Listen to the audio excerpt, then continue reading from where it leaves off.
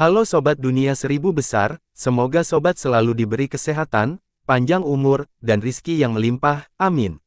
Sebelum masuk ke alur ceritanya, jangan lupa dukung channel ini ya dengan klik subscribe, like, komen, dan share, terima kasih. Mari kita lanjutkan perjalanan. Li Qiye, patuh dan adik laki-laki itu tertawa sinis. Namun, sebelum dia bisa menyelesaikannya, katanya tiba-tiba terhenti.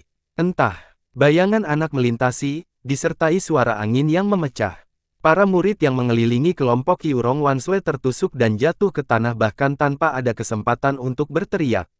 Adik laki-laki anak jahat serangga hantu telah dicengkeram berdasarkan dan digantung di udara. Dia sudah berada dalam genggaman musuhnya sebelum menyelesaikan kalimatnya. Semuanya terjadi terlalu cepat, sebelum ada yang bisa tenang. Murid-murid dari garis keturunan serangga semuanya ditembak mati sementara hanya adik laki-lakinya yang masih hidup. Adik laki-lakinya tidak bisa bergerak dengan leher tercengkeram, jadi dia berjuang untuk mengeluarkan kata-kata ini dengan wajah pucat. Siapa? Siapa, kamu? Apakah kamu saat ini tidak mencariku? Pria muda yang tersenyum sambil tersenyum polos dan berkata, kamu sedang mencari jadi aku datang berdiskusimu. Li Qiye, adik laki-laki itu ketakutan. Dia hanyalah seekor rubah yang mengeksploitasi kekuatan harimau dan tidak menyangka Li Qiye benar-benar berada di kandang. Li Qiye membunuh kelompok Divine Spark Prince dan para jenius muda lainnya dalam satu tarikan napas. Dia adalah Fierce baru di generasi ini. 1. Percaya atau tidak, saya sudah lama memikirkan judul ini bahkan ketika saya membaca mentahnya beberapa bulan yang lalu. Ada kata lain yang bisa saya gunakan untuk judul khusus ini, tapi saya akhirnya memilih Fierce. Beberapa kandidat lainnya adalah monster, kejam, barbar, pembunuh. Kata tersebut merupakan kombinasi dari dua karakter, Xiong, plus Ren. Xiong berarti ganas, mengerikan, menakutkan, kekerasan, pembunuhan, kriminal, pembunuh. Saya juga menggunakan kata yang tidak menyenangkan untuk kata ini, dan Ren berarti manusia. Saya tidak ingin menggunakan man sebagai bagian dari judul karena kedengarannya aneh. Mengapa saya memilih tajam meskipun itu adalah kata sifat dan bukan kata benda? Yang lainnya mempunyai konotasi negatif yang terlalu kuat. Itu adalah gelar yang diucapkan dengan rasa takut dan hormat kepada seorang komitmen yang kuat. Kata-kata lain seperti monster, pembunuh, kriminal, kejam, dan barbar tidak memiliki faktor rasa hormat. Selain itu, judul ini juga akan digabungkan di masa depan, dan Fierce adalah pilihan yang sempurna karena saya dapat memodifikasinya dalam bahasa Inggris menjadi sesuatu yang cocok dengan judul berikutnya sementara judul lainnya memerlukan dua kata tambahan. Tapi sebenarnya dari segi maknanya, saya akan memilih orang yang kejam, orang jahat untuk menerjemahkan istilah ini jika itu bukan sebuah judul. Bangsawan muda, Qiurong Wanshui terkejut sekaligus senang melihat Li Qiye tiba tepat pada waktunya. Adik laki-lakinya menjadi sangat kurus saat ini dan dia berteriak, aku adalah murid dari silsilah dari Raja Serangga. Terus, sebuah suara yang menyenangkan muncul dengan cara yang sangat lembut, penjaga 1000 ikan masku yang membunuh murid Raja Serangga tidak berbeda dengan menghancurkan seekor semut. Bahkan jika Master Sektemu datang, hasilnya tidak akan berbeda. Seorang wanita transenden dengan gesit melayang melintasi langit untuk tiba. Ini adalah keindahan yang menenangkan kerajaan yang akan mencerahkan mata orang lain. Para penggarap awan jauh di dalam mengenali wanita itu dan secara emosional berteriak, Lan Yunzu, keturunan 1000 ikan mas. Pada titik ini, Qiurong Wanshui dan para murid bayangan salju terkejut. Melihat keindahan tiada taraf yang terbang mendekat. Lan Yunzu, seorang jenius terkenal dari awan jauh bagian selatan, seorang wanita cantik dengan dua bakat suci yang memungkinkannya untuk menunjukkan rasa jeleknya kepada orang lain. Adik laki-laki juniornya tergagap dengan tidak jelas, aku adalah murid dari silsilah kerajaan serangga. Kakak pertamaku adalah anak jahat serangga hantu. Saya tidak tahu siapa dia. Li Qiye dengan acuh tak acuh berkata, saya akan tetap membunuh para putra dewa jika mereka memprovokasi saya. Dia kemudian mengencangkan cengkeramannya. Dengan sombong, adik laki-laki itu hancur menjadi kabut darah. Li Qiye menamparkan telapak tangannya lalu menatap Lan Yunzu yang melayang dan bertanya, kenapa kamu ada di sini dan bukannya awan jauh? Para murid Snow Shadow tercengang ketika mereka mendengar pertanyaan Li Qiye. Peri Zhu, karakter yang hanya bisa dikagumi orang lain, Li Qiye sedang berbicara dengan karakter legendaris seolah-olah dia adalah juniornya. Untuk menyenangkan, Lan Yunzu terkekeh dan menjelaskan, saya mendengar bahwa ada orang yang ingin menampung penjaga 1000 ikan mas, jadi saya berlari ke sini. Para tetua juga akan datang nanti. Penjaga sungai 1000 ikan mas. Qiurong Wanshui terkejut. Dia benar-benar berada dalam kegelapan dan tidak menyangka bangsawan mudanya akan menjadi penjaga di usia yang begitu muda. Murid-murid lainnya juga menatap Li Qiye dengan tidak percaya. Sungai 1000 ikan mas adalah keturunan seorang kaisar yang terkenal, sebuah raksasa di mata mereka. Dalam pikiran mereka, penjaga sekte semacam itu seharusnya adalah orang bijak dengan rambut beruban. Bagaimana mungkin mereka tidak bisa berkata-kata setelah mengetahui bahwa Li Qiye muda adalah penjaga 1000 ikan mas? Penjaga sungai 1000 ikan mas. Para petani yang bersembunyi terperangah. Li Qiye memandang Lan Yunzu dan menganggukkan kepalanya untuk berkata, baiklah. Karena kamu di sini, bantu aku menjaga mereka. Aku akan membunuh beberapa orang. Pada titik ini, samar-samar menyempit. Membunuh. Lan Yunzu merasa merinding setelah mendengar ini. Lan Yunzu tahu lebih banyak tentang Li Qiye dibandingkan yang lain. Jadi dia memutuskan untuk berusaha sekuat tenaga, itu tidak akan hanya membunuh. Dia kemudian tersenyum bahagia dan berkata, jika perlu, sungai 1000 ikan mas akan menyelesaikan masalah Anda. Li Qiye tertawa kecil dan menjawab, ini hanya masalah sepele yang disebabkan oleh orang bodoh yang tidak penting. Jika saya tidak membunuh 10.000 orang bodoh, mereka tidak akan memahami logika bahwa tidak ada gunanya menentang saya. Kelompok Elder Z tersentak setelah mendengar ini. Membunuh 10.000 orang bodoh. Sungguh sikap yang agresif dan galak. Mereka bisa mencium bau haus darah yang menerpa wajah mereka. Mau tak mau mereka mengambil nafas untuk meredakan sensasi dingin di hati mereka. Sebelumnya, mereka mengira Li Qiye tidak akan mampu melakukan hal tersebut. Namun kini, mereka mengetahui bahwa dia adalah penjaga sungai 1000 ikan mas. Bagaimana dia bisa memiliki peran seperti itu jika dia tidak memiliki kemampuan yang menantang surga? Berita kemunculan Li Qiye dengan cepat menyebar keluar Necropolis. Banyak kekuatan besar menjadi gembira saat mengetahui bahwa Li Qiye telah menunjukkan wajahnya.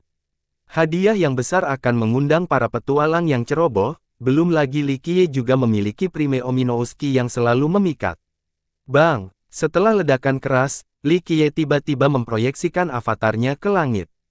Pada saat ini, dia adalah seorang raksasa yang berdiri di atas cakrawala, memandang ke bawah ke 9 langit dengan sepasang mata seterang obor yang menyinari dunia. Saat dia mengunci lokasi suku bayangan salju, Phoenix Maiden juga merasakannya. Dan segera berdiri. Baiklah, jika kamu mencariku, maka inilah saatnya untuk menyelesaikan ini.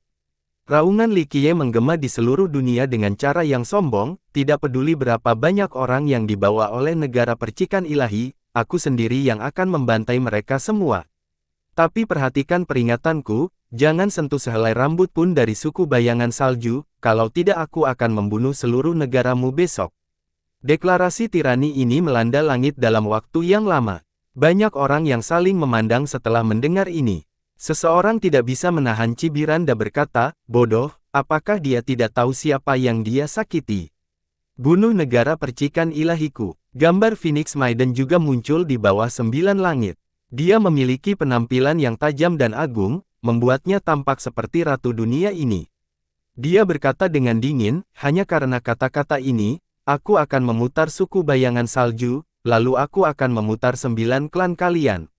Kemarahan Phoenix Maiden mengagetkan banyak orang, terutama kelompok Qiurong Wanshui. Tidak ada yang meragukan tekad atau kekuasaan untuk melaksanakan ancamannya. Basmi 9 klannya. Pada saat ini, suara yang menyenangkan, sejelas bel atau peri, terpancar ke seluruh langit bersama dengan bayangan. Senyum Lan Yunzu yang tak mampu menjangkau seluruh bidang spasial saat dia berbicara, Phoenix Maiden, aku ingin tahu apa yang akan dilakukan negara percikan ilahimu untuk membunuh 9 klan di sungai 1000 ikan mas. Dengan tahta tulang segudang sebagai dukunganmu, aku benar-benar ingin melihat kartu truf apa yang akan kamu gunakan untuk membunuh 9 klan penjaga 1000 ikan mas kami. 1000 penjaga ikan mas. Pada saat ini, banyak mata tertuju pada Li Qiye. Mereka terkejut membayangkan dia adalah penjaga 1000 ikan mas. Sungai Seribu Ikan Mas sangat bergengsi, tentu saja, ia tidak lemah karena ia adalah keturunan seorang kaisar. Terlebih lagi, itu juga sangat misterius.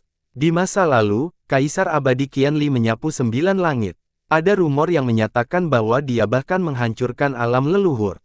Bahkan eksistensi yang tinggi dan di atas seperti alam leluhur dunia suci Nether harus mundur di hadapan kekuatan Kaisar Abadi Qianli. Kaisar Abadi Qianli juga merupakan kaisar terbaru dari era kaisar di dunia suci Nether, jadi pengaruhnya masih lebih besar daripada kaisar lainnya. Oleh karena itu, Sungai Seribu Ikan Mas yang misterius dan mengerikan didambakan oleh banyak keturunan, namun tidak satu pun dari mereka yang berani mengambil tindakan. Phoenix Maiden, aturannya sangat sederhana. Suara menyenangkan Lan Yunzu melanjutkan, penjaga 1000 ikan mas saya akan menantang negara percikan ilahi Anda sendirian, tidak peduli berapa banyak orang yang Anda miliki atau berapa banyak pembantu yang bisa Anda dapatkan. Namun, Anda tidak boleh menyentuh suku bayangan salju, jika tidak, Sungai 1000 ikan mas milikku akan menjamin bahwa besok akan menyebabkan kehancuran negeri percikan ilahimu, bahkan singgasana tulang segudang tidak akan bisa melindungimu. Kata-kata Lan Yunzu bergema di seluruh dunia. Semua orang menahan napas untuk mengantisipasi setelah mendengar kata-kata ini. Banyak negara besar tahu bahwa ini bukanlah ancaman kosong.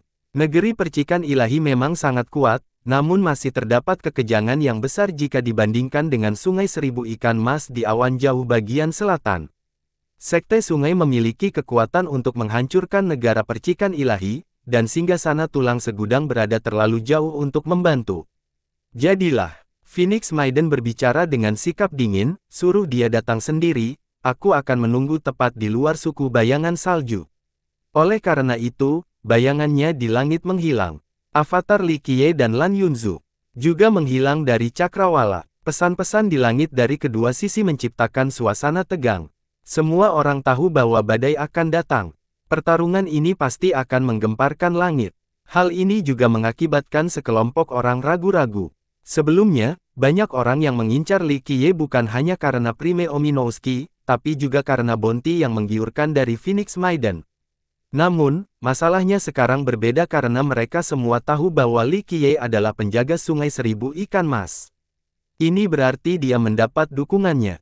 Siapapun yang ingin memotret dengan Li Qiye harus memotret dengan hati-hati, termasuk keturunan kaisar lainnya.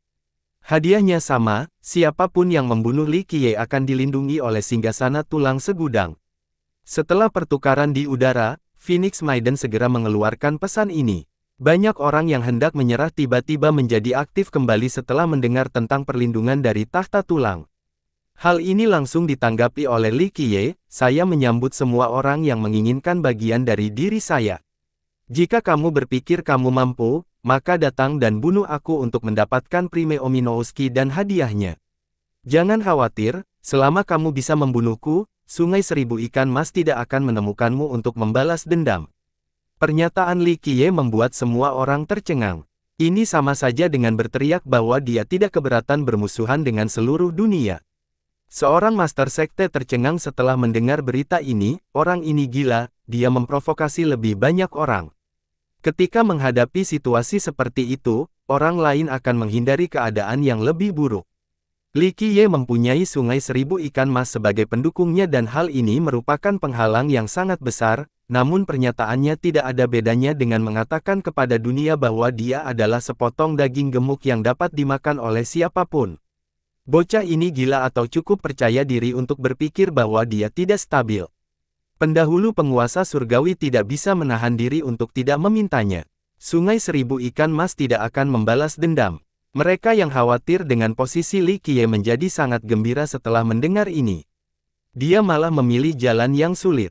Luar biasa, sikap yang mengagumkan dan mendominasi. Seorang ahli berkata dengan riang, jika dia ingin memprovokasi semua orang di dunia ini, itu akan menjadi ancaman terhadap prestise ras hantu kita jika kita tidak membunuh. Tiba-tiba, banyak yang menjadi gelisah karena kegembiraan. Banyak kekuatan besar yang sebelumnya khawatir kini siap mengambil tindakan. Banyak dari mereka mengumpulkan ahlinya tepat di luar suku bayangan salju untuk menyerang Li Qiye. Salah satu raja memerintahkan, pergi dan bersiaplah tepat di luar suku bayangan salju, saya tidak percaya bahwa dia tidak dapat diubah. Banyak orang kemudian berkumpul tepat di luar suku bayangan salju. Para ahli dan master dari negara-negara besar semuanya ada di sana. Tidak ada seorang pun yang ingin menjadi orang pertama yang bergerak. Semua menunggu waktu yang tepat untuk memanfaatkan situasi. Pernyataan Li Qiye juga mengejutkan kelompok Yurong Wanshui. Ini adalah pertama kalinya para murid bayangan salju yang terkejut melihat orang sombong sebesar ini menyatakan perang melawan seluruh dunia. Mereka ditaklukkan oleh gaya dominan Li Qiye dan penuh kekaguman. Mereka merasa bahwa Li Qiye sebanding dengan pahlawan ketiga tersebut. Tantangan agresifnya terhadap dunia akan menjadi tujuan seumur hidup yang harus mereka perjuangkan. Kamu gila. Bahkan Lan Yunzu terkejut, kamu tidak setuju dengan kenyataan bahwa kamu tidak memiliki cukup banyak musuh. Li Qiye dengan tenang berkata, ini bukan apa-apa. Lebih banyak lebih baik, sekarang saatnya aku mengasah pedangku. Sudah lama sekali aku bisa merasakan tubuhku berkarat. Kelompok Yurong Wanshui tidak bisa berkata-kata. Pasukan Phoenix Maiden sudah cukup menakutkan, tapi sekarang Li Qiye ingin menantang para penggarap lainnya di dunia ini. Ini tindakan yang gila. Melakukan hal itu sama saja dengan bunuh diri di mata semua orang. Berapa banyak yang berhasil bertahan hidup setelah menantang dunia lain? Kecuali jika ia adalah seorang jenius yang langka seperti Di Zuo, seseorang bisa lupa tentang bertahan hidup. Kepalamu adalah benda yang berkarat. Lan Yunzu menyorotinya sambil menunjukkan tampilan yang menawan, lalu dia dengan cepat berkata, apakah negara percikan ilahi dan singgasana tulang segudang tidak cukup? Apakah Anda ingin mendeklarasikan perang melawan ras hantu lainnya? Li Qiye mewakili lengan bajunya dan perlahan berkata, keputusan ada di tangan saya tetapi di tangan mereka, saya tidak bisa menahannya jika mereka ingin melawan saya. Jika mereka menjulurkan ulang sambil menunggu saya mengeksekusi mereka, bukankah menurut Anda akan kejam jika saya mengecewakan mereka? Dia terus tersenyum dan berkata, lagi pula, lalu bagaimana jika aku menghadai semua hantu di dunia ini? Lupakan saja dunia ini, aku bahkan tidak keberatan menghadapi ras hantu di 9 surga. Orang-orang terpaksa terkejut mendengar pernyataan kejam seperti itu. Sebelumnya, kelompok Elder Z akan berpikir bahwa Li Qiye sedang mengomel dengan egoisme yang tiada tandingannya. Namun sekarang, mereka tidak berpikir demikian. Kata-kata yang keluar dari Li Qiye ini terkesan sepele. Meskipun demikian, mereka masih sangat skeptis terhadap sejauh mana kekuatan Li Qiye, bagaimana dia bisa begitu percaya diri. Lan Yunzu memandang Li Qiye dan dengan marah berkata, apakah kamu menjadi gila karena dorongan untuk membunuh? Anda selalu berbicara tentang perceraian dan semacamnya. Lan Yunzu tahu tentang keagresifan Li Qiye dan dia sama sekali bukan orang baik. Li Qiye telah merencanakan untuk membantai mereka di Sungai Seribu Ikan Mas, dan dia tidak setuju membunuh ras hantu tersebut. Membunuh seseorang adalah dosa, membunuh ratusan orang menjadi seseorang pahlawan, membunuh puluhan ribu orang menjadi seseorang raja, dan membunuh jutaan orang menjadi seseorang kaisar. Li Qiye dengan tenang melanjutkan, sejak dahulu kala, kaisar abadi mana yang tidak mencapai tulang yang tak terhitung banyaknya untuk mencapai tahta. Dari awal hingga akhir, membunuh jutaan orang adalah hal yang normal bagi seorang kaisar. Jika seseorang ingin mencapai puncaknya, mereka harus memiliki tekad untuk membantai jutaan orang. Li Qiye memandang ke arah Lan Yunzu dan berkata, jalan kaisar itu sempit, ketika musuh bertemu, salah satu pihak harus mati. Sekalipun Anda tidak ingin membunuh, saat Anda menginjakkan kaki di jalan ini, jutaan orang akan ingin membunuh Anda. Jadi, daripada menawarkan kepala Anda kepada orang lain, mengapa tidak membunuh jutaan orang untuk mendapatkan gelar abadi? Tahun-tahun itu panjang dan generasi mendatang hanya mengingat mereka yang memikul kehendak surga untuk menjadi kaisar, bukan mereka yang menginjak kaki mereka. Setelah menjadi kaisar, membunuh jutaan orang akan menjadi catatan pertempuran yang indah, bukan tindakan seorang pembunuh gila. Lan Yunzu diam-diam mendengarkan. Dia adalah seorang jenius dengan 2 talenta suci dan memiliki kesempatan untuk berjalan di jalur kaisar di masa depan, jadi dia memahami logika ini. Bahkan jika Anda tidak ingin membunuh orang, orang lain pasti ingin membunuh Anda di jalur kekuasaan. Ini adalah salah satu bentuk pelatihan. Li Qiye berkata sambil tersenyum, ini tidak membunuh, seseorang dapat menyempurnakan seninya selama pertarungan sesungguhnya. Hanya dengan mengalami pertarungan hidup dan Mati di bawah baptisan darah barulah hukum izin seseorang mencapai batas maksimalnya. Bahkan teknik biasa pun akan menjadi jurus mematikan yang paling menakutkan setelah banyak pertarungan berdarah. Jalan menuju menjadi kaisar abadi bukan hanya tentang belajar dan berjalan melewati mayat musuh yang tak terhitung jumlahnya. Li Qiye perlahan melanjutkan, hanya setelah pertempuran yang tak terhitung jumlahnya barulah seseorang dapat memahami lebih banyak tentang dirinya sendiri dan memanfaatkan potensi yang lebih besar. Mereka harus menyesuaikan hukum kecerahan dan penanaman dalam darah untuk akhirnya mencapai sublimasi tertinggi. Qiurong Wanshui juga dengan hati-hati menyusun kata-kata Li Qiye. Dia belum pernah mengetahui hal-hal ini sebelumnya, jadi hal-hal tersebut cukup membantu dalam memberikan perspektif baru. Lan Yunzu memiliki lebih banyak wawasan tentang jalan kaisar daripada Qiurong Wanshui. Dia melirik ke arah Li Qiye dan dengan sengaja ingin menjatuhkannya, hati-hati atau kamu akan terjatuh di jalan sebelum menjadi kaisar abadi. Tapi dia tahu bahwa serangan baliknya tidak bisa mengganggunya. Yakinlah, di 9 langit dan 10 bumi, hanya aku yang tak terkalahkan. Li Qiye menyatakan dengan tenang dan santai. Kelompok Penatuazi tidak bisa menunjukkan keheranan dari ucapan berlebihan ini. Orang lain, tidak peduli siapa mereka, akan takut untuk mengatakan hal seperti itu, tapi ini adalah rutinitas yang sederhana dan umum bagi Li Qiye. Lan Yunzu dengan jenaka menyindir, "Oh, Paman, jangan meniup kulitnya terlalu keras atau kulitnya akan meledak." 1. Oke, ini permainan kata-kata yang membutuhkan pemahaman idiomnya. Ada beberapa teori, salah satunya berasal dari masyarakat Tionghoa yang hidup di tepi Sungai Kuning pada zaman dahulu. Mereka akan membuat rakit menggunakan kulit yang digelembungkan karena kulit kuat, ringan, dan tahan air. Kulitnya digelembungkan dengan meniupkan udara ke dalamnya seperti tas. Saat itu tidak ada pompa kaki, jadi dibutuhkan sekelompok orang yang cakap untuk melakukan ini. Jika seseorang berkata, "Saya bisa menguraikan rakit sendiri," sudah jelas bagi semua orang bahwa dia hanya membual. Seiring berjalannya waktu, orang-orang mulai menggunakan cui niupi, meniup kulit sapi, atau hanya cui niu, untuk merujuk pada, berbicara besar, atau menyombongkan diri. Saya telah menggunakan kata-kata menyombongkan diri alih-alih melontarkan kata-kata kasar, tapi permainan kata ini mengharuskanku menerjemahkannya secara lebih harfiah. Li Qiye dengan santainya tersenyum dan membalas, "Tunggu saja sampai aku kembali dengan penuh kemenangan." Lan Yunzu menyinarinya sebelum berkata dengan tenang, "Aku tahu, aku akan menunggu." Dia yakin pada Li Qiye dan percaya bahwa dia bisa menciptakan keajaiban lain. Ada perbukitan tepat di luar suku bayangan salju. Pada saat ini, mereka dipenuhi dengan bayangan orang-orang yang tak ada habisnya dari kerumunan raksasa yang terdiri dari para penggarap dari semua tingkatan dan ras. Begitu banyak yang ada di sini sehingga menciptakan banyak sekali pemandangan. Ada yang melayang di langit, ada yang berlama-lama di puncak, dan ada pula yang bersembunyi di balik bayang-bayang. Para penggarap yang datang ke sini karena Li Qiye berjumlah puluhan ribu atau bahkan lebih, semuanya bertujuan untuk membunuh Li Qiye karena harga buronan Phoenix Maiden terlalu menggiurkan. Yang lebih penting lagi, Li Qiye memiliki kunci utama yang tidak menyenangkan. Ada juga banyak master sekte dan raja serta para tetua, tetapi keajaiban muda di sini terlalu banyak untuk dihitung. Para tetua dari kekuatan besar tidak selalu membutuhkan obat raja, gulungan berharga, atau bahkan harta karun kehidupan paragon berbudi luhur, tapi kuncinya membuat mereka mengeluarkan air liur. Tentu saja, beberapa anak muda menjadi terkenal. Pada saat ini, Li Qiye menjadi sangat termasyhur setelah membunuh kelompok pangeran percikan ilahi, dia disebut Fierce baru di generasi ini.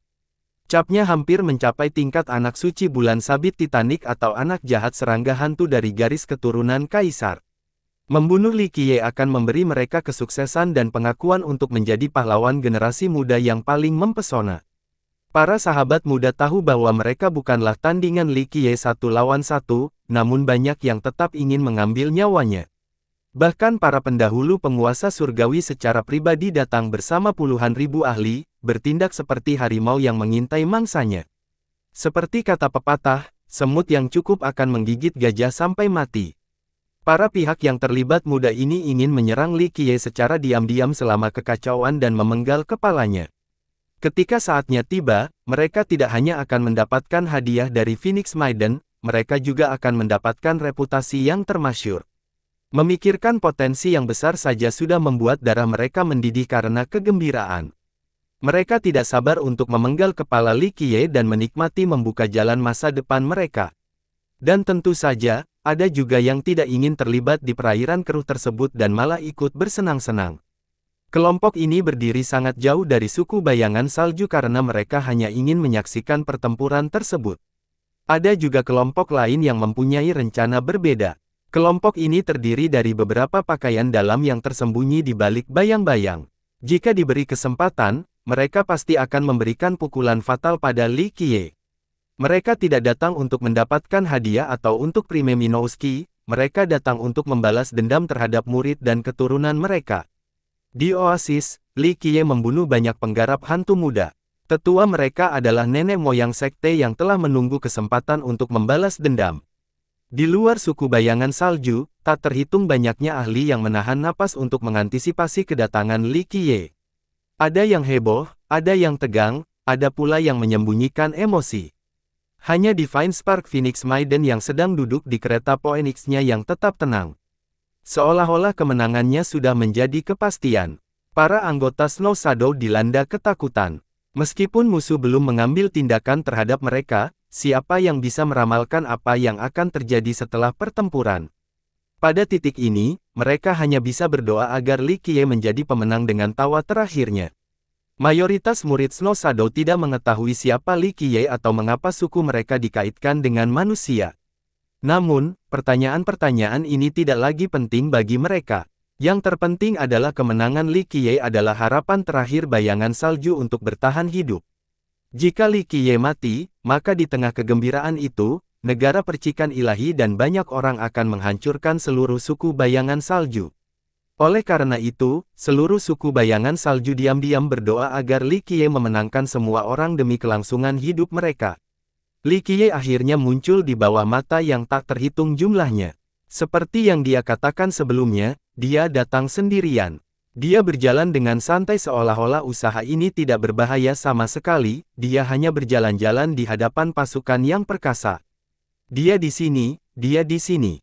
Saat ini, suasana sedang mencekam. Banyak ahli yang siap menyerang secara diam-diam atau mereka yang hanya ingin menyaksikan menjadi hiruk-pikuk. Tatapan yang menarik perhatian Li Qiye datang dengan penuh emosi, ada kemarahan, niat membunuh, kilatan dingin dan penuh perhitungan, serta kekejaman. Tatapan ini saja sudah cukup untuk memotongnya menjadi beberapa bagian. 10.000 ahli di luar suku diam-diam mengeluarkan senjatanya atau bermanuver ke posisi yang lebih baik. Ketika waktunya sudah tiba, mereka akan melancarkan serangan fatal. Li Qiye tampak seperti anak domba yang tersesat saat dia menghadapi begitu banyak ahli yang berkeliaran di antara perbukitan. Dia telah memasuki sarang harimau, dan para ahli lapar ini hanya menunggu untuk mengambil kepalanya. Atau, bisa juga digambarkan sebagai pria tenggelam yang dikelilingi hiu yang siap mengerumuninya begitu mereka mencium bau darah. Di antara kerumunan yang penuh gejolak, beberapa orang tidak bisa tidak mengagumi Li Qiye. Seorang master sekte yang lebih tua berkata sambil terlihat terharu, berani sekali. Dia tahu ada harimau di gunung namun dia tetap memilih untuk datang. Bahkan mengetahui sepenuhnya bahwa banyak ahli sedang menyergap, Li Qiye masih datang sendirian. Orang seperti itu benar-benar percaya diri dengan memikirkannya atau orang gila. Orang ini benar-benar gila. Melawan Phoenix Maiden saja tidak cukup, dia bahkan berani menantang dunia, sehingga dia harus menghadapi dunia amukan. Dia benar-benar maniak. Seseorang di dalam keluh kesahnya. Seorang manusia yang mengenakan tidak bisa tidak berkata, mungkin dia hanya penuh percaya diri. Dia percaya bahwa dia bisa pergi dalam keadaan utuh seperti Di Zuo. Ketika Di Zuo berusia 18 tahun, dia juga menghancurkan negara punggung utara sendirian dan berjalan bebas di tengah 500.000 tentara yang kuat. Meskipun ras manusia memiliki kehadiran yang sangat lemah di perbatasan Nether, banyak mitra manusia di sini mengharapkan kemenangan Li Qiye, demi kebanggaan umat manusia. Perbatasan Nether adalah wilayah ras hantu, terutama ketika garis keturunan Dao yang tidak ada duanya seperti singgasana tulang segudang memimpin di sana. Umat manusia tentu tidak mengalami masa-masa yang mudah di sana. Jika Li Qiye bisa menyapu semua musuhnya hari ini, maka umat manusia akan bersinar, terutama jika dia bisa menjadi eksistensi seperti pahlawan ketiga tersebut. Ini juga berarti bahwa seorang manusia jenius akan memiliki kesempatan untuk menjadi kaisar abadi di dunia suci Nether. Namun, kata-kata ahli manusia ini menyebabkan anggota hantu yang menyaksikannya menjadi tidak puas. Seorang hantu yang dicurigai mencibir, Anda berani membandingkan manusia nakal dengan Sir Dizuo? Dia bukan siapa-siapa. Pakar manusia itu menjawab dengan tegas, tidak ada. Dia adalah penjaga Sungai Seribu Ikan Mas, aku tantang kamu untuk mengatakan itu ke Sungai Seribu Ikan Mas. Jadi bagaimana jika dia adalah penjaga Sungai Seribu Ikan Mas? Pembudidaya hantu dengan dingin mengejek, lihat saja, sebelum waktu yang dibutuhkan untuk minum secangkir teh, dia akan dicabik-cabik oleh ribuan ahli. Dia hanyalah seekor domba tersesat yang menunggu untuk dimakan serigala, dia akan mati tanpa dikuburkan. Pakar manusia itu membalas dengan mencibir dan membalas, kembali ke oasis, Li Qiye membunuh 1000 orang dengan satu ayunan, jadi dia masih bisa melakukannya di sini. Lalu bagaimana jika Anda memiliki keunggulan dalam hal angka? Ketika seseorang cukup kuat, jumlah saja tidak akan mampu melakukan apapun terhadap seseorang. Para penggarap manusia mendukung Li Qiye sementara para penggarap hantu berbicara atas nama mereka sendiri. Banyak hantu yang hanya ingin Li Qiye dipotong-potong dan dibiarkan membusuk di ladang. Lagi pula, betapa tingginya jika puluhan ribu hantu tidak bisa membunuh manusia junior. Suku hantu menganggap diri mereka sebagai penguasa dunia suci Nether, tapi hal ini juga sangat mendekati kebenaran. Jika hari ini mereka kalah dari manusia junior, otoritas mereka akan diserang.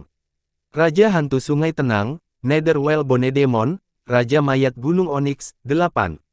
Pembantaian penguasa surgawi. Para ahli hantu yang lebih tenang melihat ke arah para ahli yang berkumpul di perbukitan dan mengenali semua karakter terkenal, sambil berkata, bahkan Tuan Dizuo mungkin tidak akan mampu menghadapi begitu banyak musuh, kecuali dia membawa harta karun kehidupan kaisar abadi bersamanya. Kalau tidak, dia mungkin bukan orang terakhir yang bertahan. Di titik ini, hantu-hantu yang berkumpul di sini semuanya terkenal kuat. Para jenius muda adalah satu hal, tetapi yang lebih mengejutkan adalah karakter-karakter hebat dari generasi sebelumnya, terutama mereka yang menjadi penguasa surgawi selama era Dao yang sulit. Ada juga ahli dari ras lain, seperti ras iblis, ras darah, iblis surgawi, dan golem batu antara lain. Harga buronan Phoenix Maiden terlalu besar, bahkan ahli dari ras lain pun ikut serta dalam perburuan. Hanya manusia yang tidak berpartisipasi. Ini adalah pertarungan antara Li Qiye dan seluruh ras hantu, ahli manusia manapun yang berpartisipasi dalam menyerang Li Qiye akan dibenci oleh manusia lainnya di dunia suci Nether. Li Qiye perlahan mendekat di bawah yang jumlahnya tak terhitung. Dia mendekat dan mendekat sementara para ahli yang bersembunyi di pegunungan menahan napas. Dalam suasana mencekam ini, bahkan mereka bisa mendengar detak jantungnya sendiri. Li Qiye berhenti tepat di depan perbukitan. Dia tetap tenang saat melewatinya melewati semua orang. Akhirnya berhenti pada Divine Spark Phoenix Maiden yang duduk di keretanya di langit. Phoenix Maiden memasang ekspresi sedingin es saat tajamnya diarahkan ke Li Qiye. Matanya penuh dengan niat membunuh yang menyerupai kilatan pedang yang dingin. Apakah kamu Divine Spark Phoenix Maiden? Li Qiye memandangnya dan sambil tersenyum berkata, saya di sini, apakah Anda ingin bertarung satu lawan satu atau bersama-sama? Saya menyambut baik pilihan manapun. Phoenix Maiden yang berada jauh di atas dengan tatapan dingin menatap Li Qiye dan berbicara dengan nada membunuh, melawan musuh, saya tidak peduli dengan prosesnya. Satu-satunya hal yang penting adalah hasil sujudmu di hadapanku, atau kepalamu diletakkan di mejaku.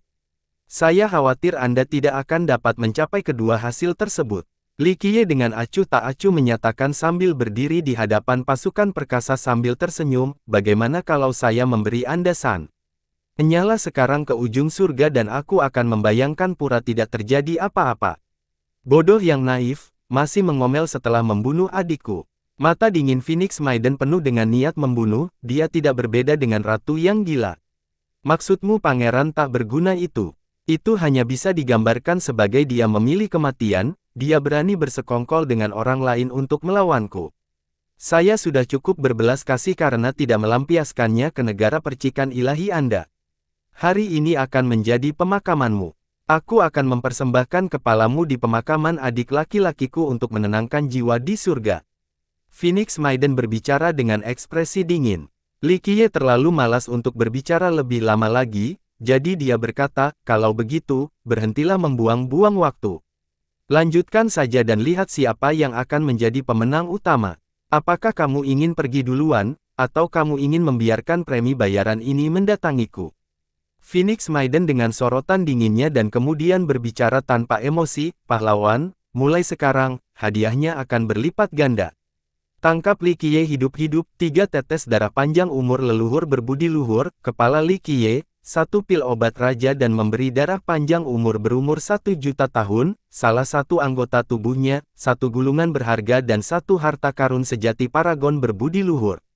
Apa? 3 tetes darah panjang umur dari leluhur yang berbudi luhur. Kegaduhan meletus setelah deklarasi ini. Orang lain berseru, 1 botol darah panjang umur 1 juta tahun.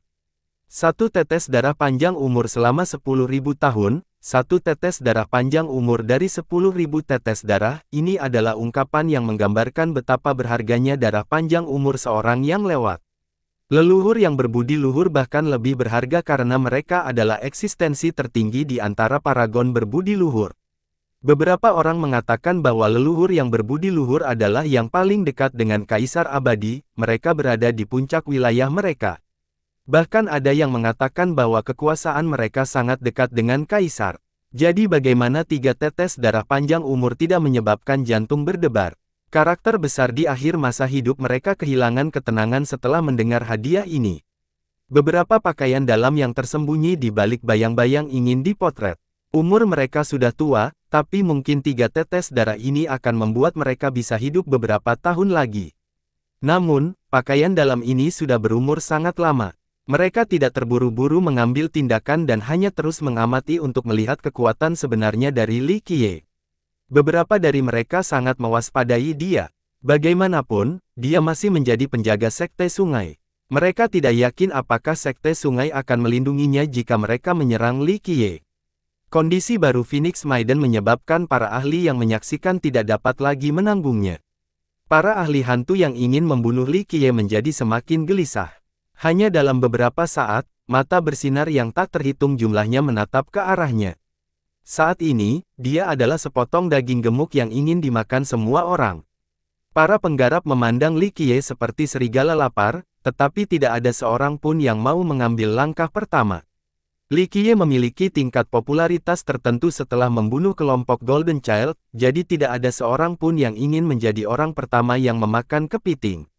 Banyak yang hanya ingin memanfaatkan situasi, jadi mereka menunggu di samping. 1. Pertama makan kepiting adalah ungkapan yang menggambarkan seorang jenderal. Karena kepiting jelek, siapa yang mau makan duluan? Apa? Tidak ada yang mau mengambil tindakan. Li Qiye memandang kelompok itu dengan senyum berseri-seri sebelum melangkah menuju ras hantu. Suasana menjadi tegang. Semua orang ingin mencobanya. Banyak ahli hantu yang memegang senjatanya erat-erat. Saat seseorang mengikat Li Qiye, mereka semua akan langsung memberikan pukulan yang fatal. Pada akhirnya, kaum muda masih terlalu energi dan impulsif. Akhirnya, seorang hantu muda kehilangan kesabarannya dan melompat keluar dari keseluruhannya. Orang ini diselimuti awan karena itu adalah alat transportasinya. Dia melompat keluar dan berteriak sambil melirik ke arah Li Qiye, "Manusia nak, apakah kamu ingin ini mudah atau sulit?" Li Qiye menjanjikan hantu muda pertama yang menantangnya dan dengan acuh tak acuh bertanya, "Apakah kamu sangat percaya diri?" "Tentu saja, di mataku, menundukkan manusia semut sepertimu adalah tugas yang mudah." Dengan penuh percaya diri, dia perlahan mengeluarkan jaring ini terjalin seperti bintang di langit. Itu Bai Longfei. Seorang ahli hantu mengenali pemuda ini dan berkata dengan terkejut. Jaring bintang pasir. Li Qiye juga terkejut melihat jaring harta karun di tangan hantu muda itu. Pria muda itu dengan percaya diri terkekeh, "Kamu memang tahu keahlianmu, bocah manusia. Spesialisasi saya terletak pada menangkap orang lain. Sekali di hadapanku, tidak ada seorang pun yang bisa melarikan diri meskipun mereka membentuk suatu sayap. Tidak ada yang lebih cepat dari saya di dunia ini."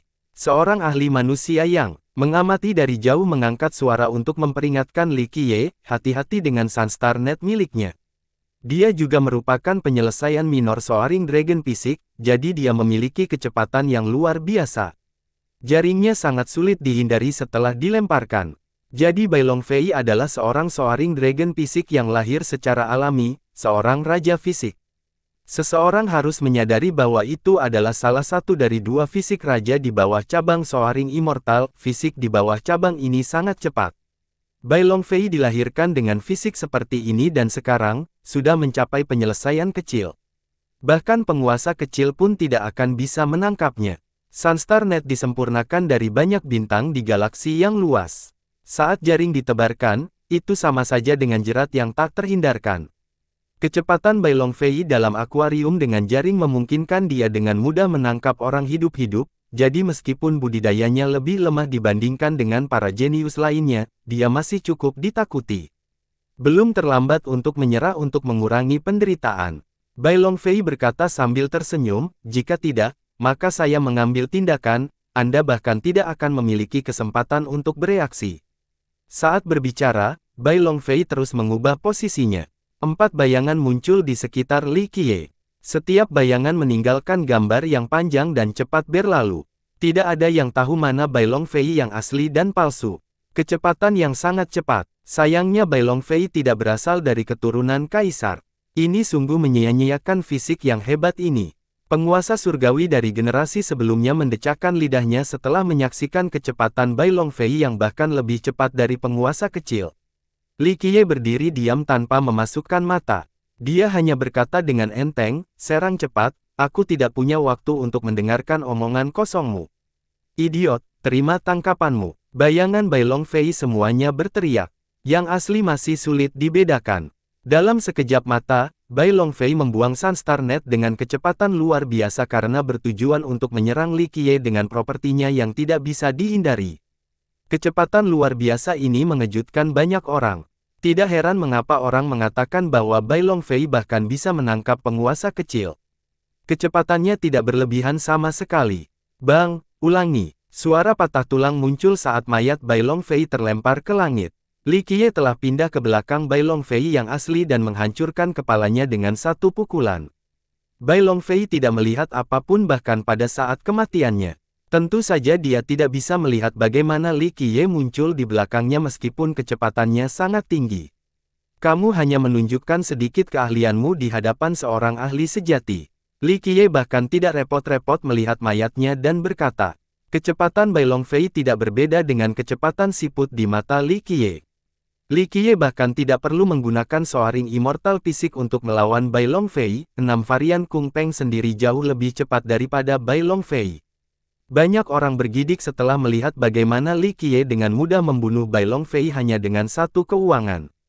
Tampak jelas bahwa dia jauh lebih cepat daripada Bai Longfei. Li Qiye berjalan mendekati pintu masuk suku tersebut dan dihentikan oleh 3 pria parubaya. Yang satu memegang perisai besar, yang lain memegang pedang, dan yang terakhir memegang tali panjang di lengan. Sebanyak 8 cincin dewa terpancar dari masing-masing tubuh mereka. Tidak diragukan lagi, mereka semua tinggal di sana lagi menuju pencapaian besar penguasa kecil. 3 orang suci di benua bersayap. Hati banyak orang bergidik setelah melihat ketiga pria parubaya tersebut. Orang suci ketiga, itu jauh lebih kuat daripada penguasa kecil biasa. Mereka mencapai alam penguasa surgawi selama era Dao sulit. Sayangnya, mereka lahir di era yang salah dan menghabiskan masa keemasannya di tengah masa sulit ini. Kalau tidak, mereka pasti sudah mencapai Raja Surgawi atau Paragon berbudi luhur. Terlebih lagi, mereka mengira adalah saudara sedarah dan mereka tumbuh bersama. Mereka mengolah Dao bersama-sama dalam bentuk teknik kombinasi. Mereka sepenuhnya selaras dengan pikiran mereka. Saat menghadapi musuh, entah itu hanya satu orang atau pasukan, mereka bertiga selalu bertarung bersama. Kakak laki-laki tertua memiliki perisai untuk perlindungan, saudara laki-laki kedua memiliki 2 pedang untuk menyerang, dan tali saudara laki-laki ketiga untuk serangan diam-diam. Yang ketiganya bersatu sempurna, dan sangat sedikit orang yang bisa mengalahkan serangan gabungan mereka. Bahkan para penguasa agung telah mati di tangan mereka.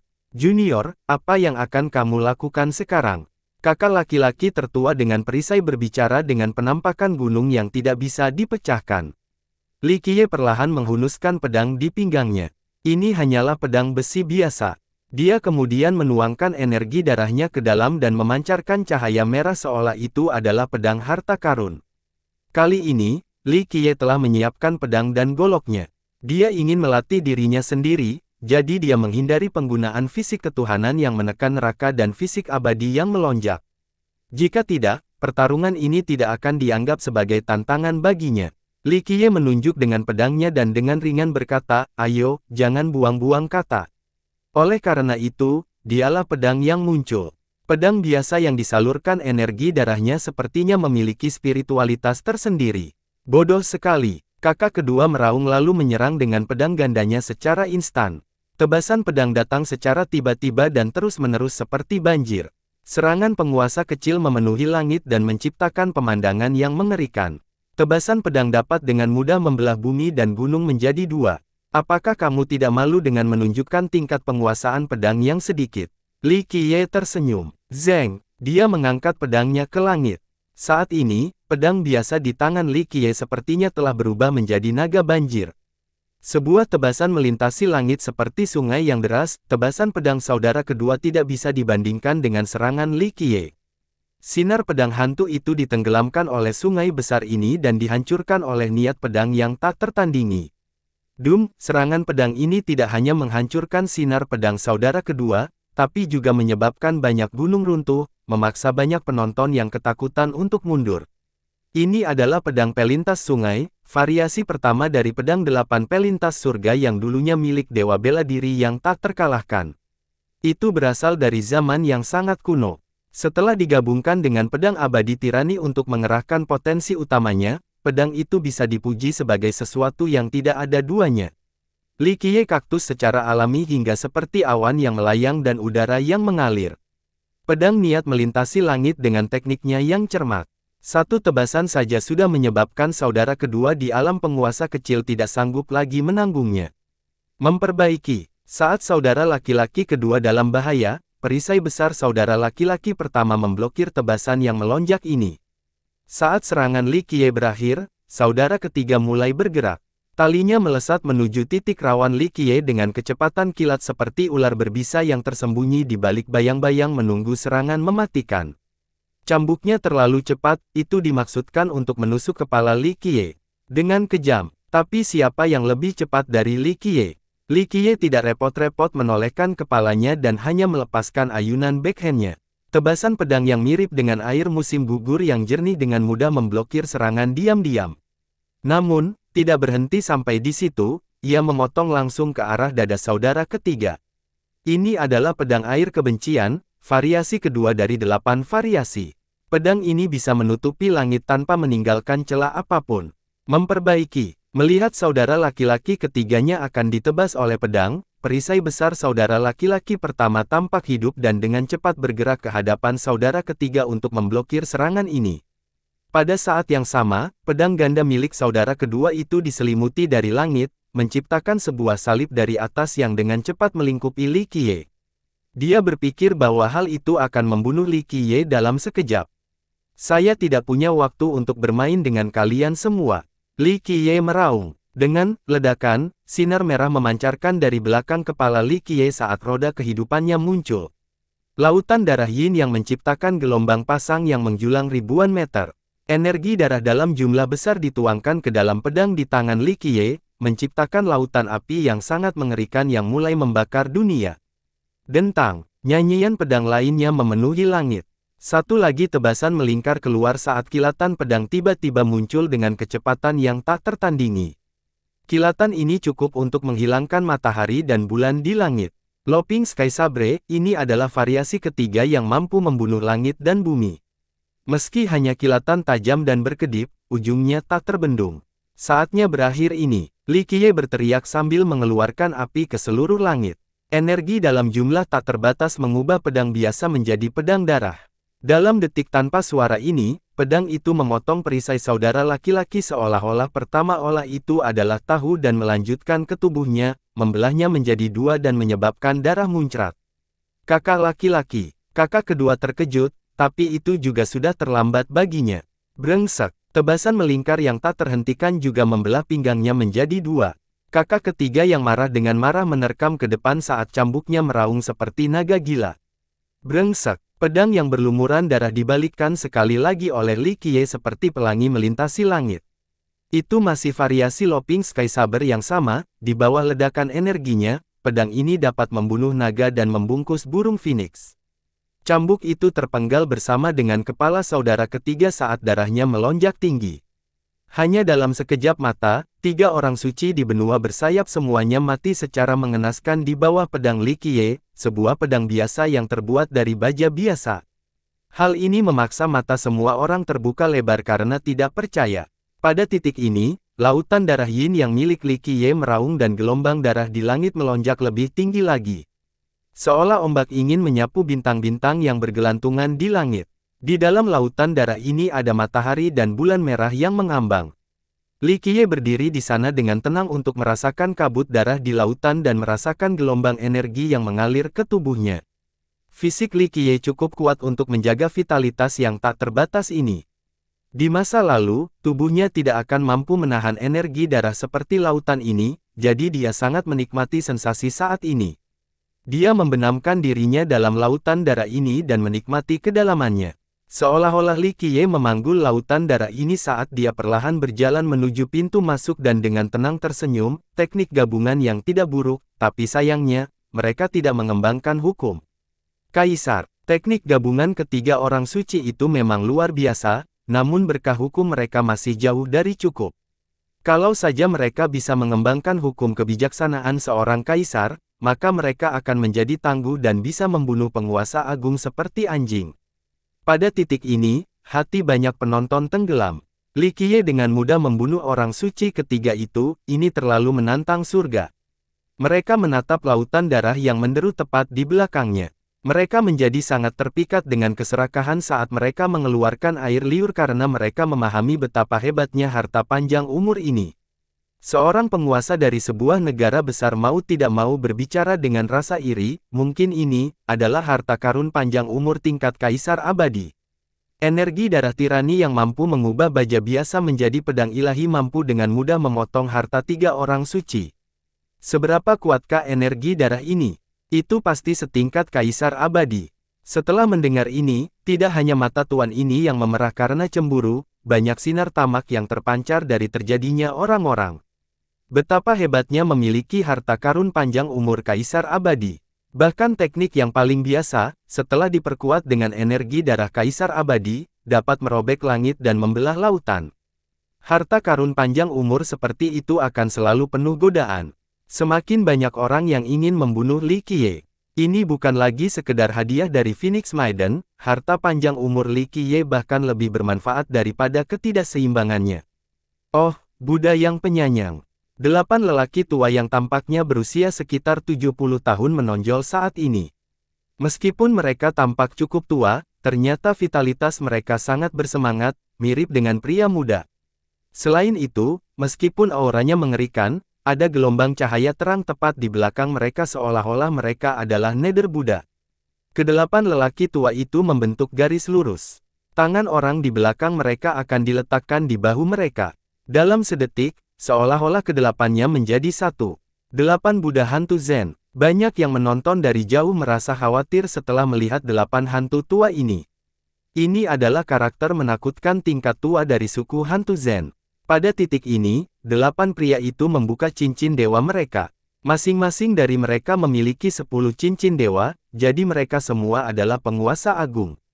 Meski berjumlah 8, setelah mengambil formasi linier ini, semua orang akan mengira itu hanya satu orang. Menariknya, suku besar memang suku besar.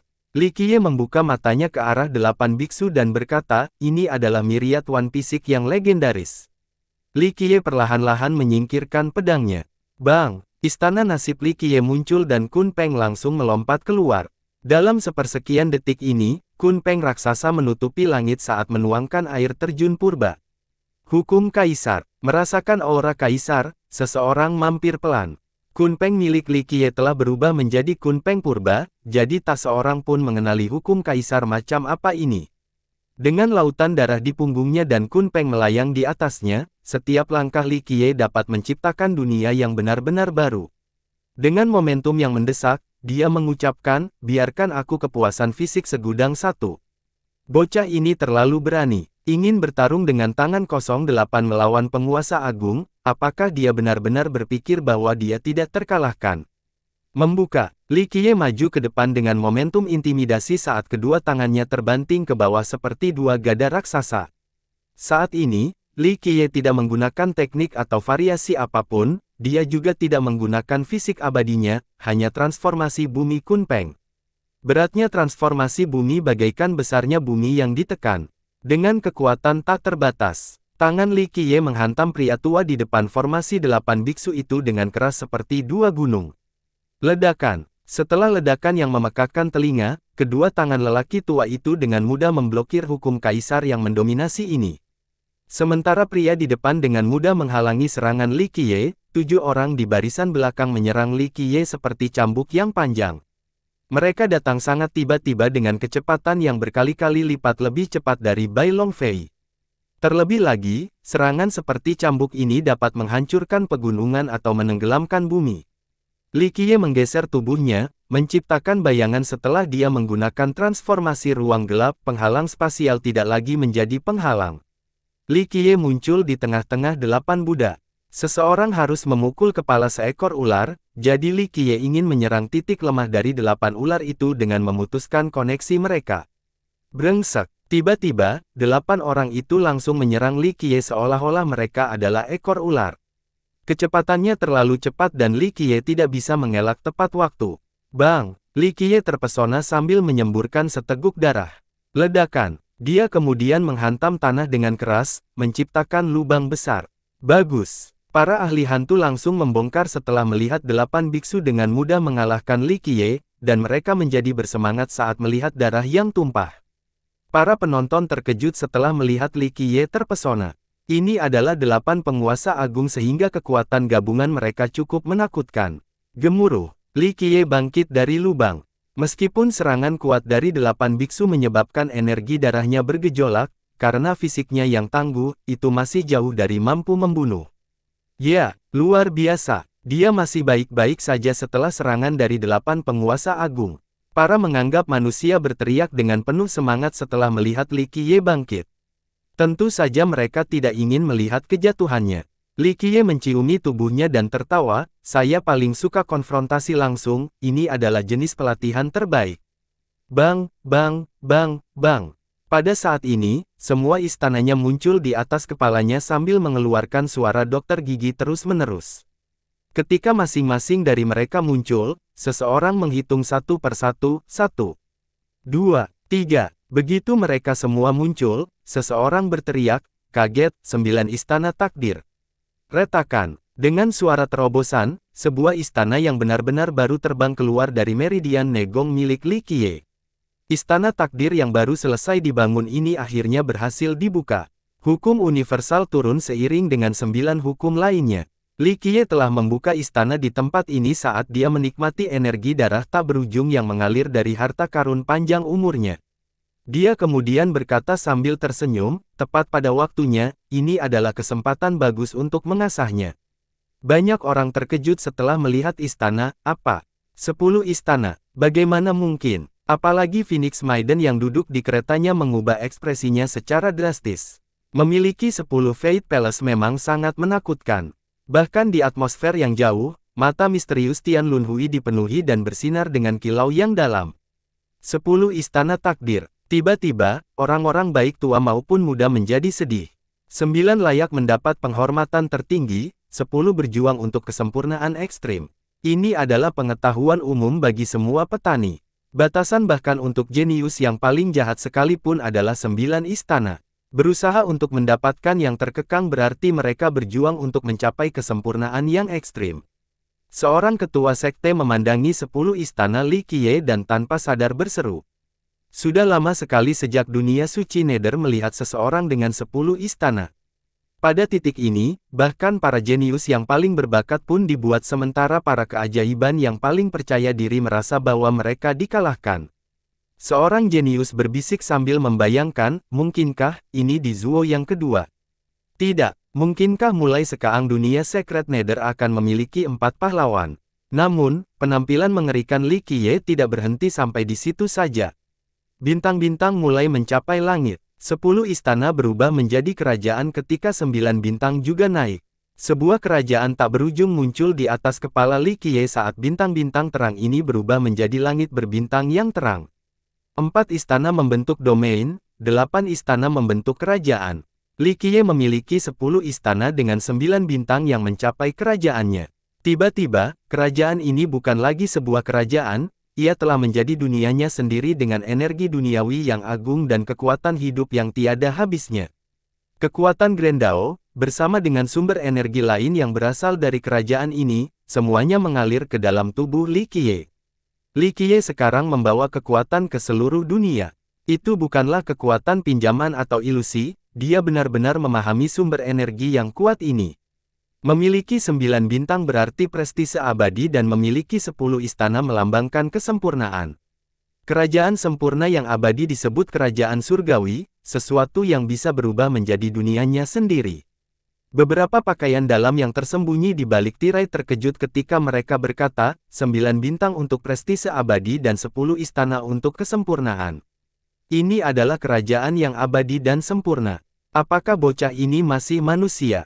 Kekuatan seluruh dunia melingkupi Li Qiye, menciptakan pemandangan yang mengerikan dan menakjubkan. Seorang jenius muda tidak bisa menahan diri untuk tidak mengutuk dengan keras, brengsek, 9 bintang dan 10 istana. Bagaimana kita akan hidup mulai sekarang?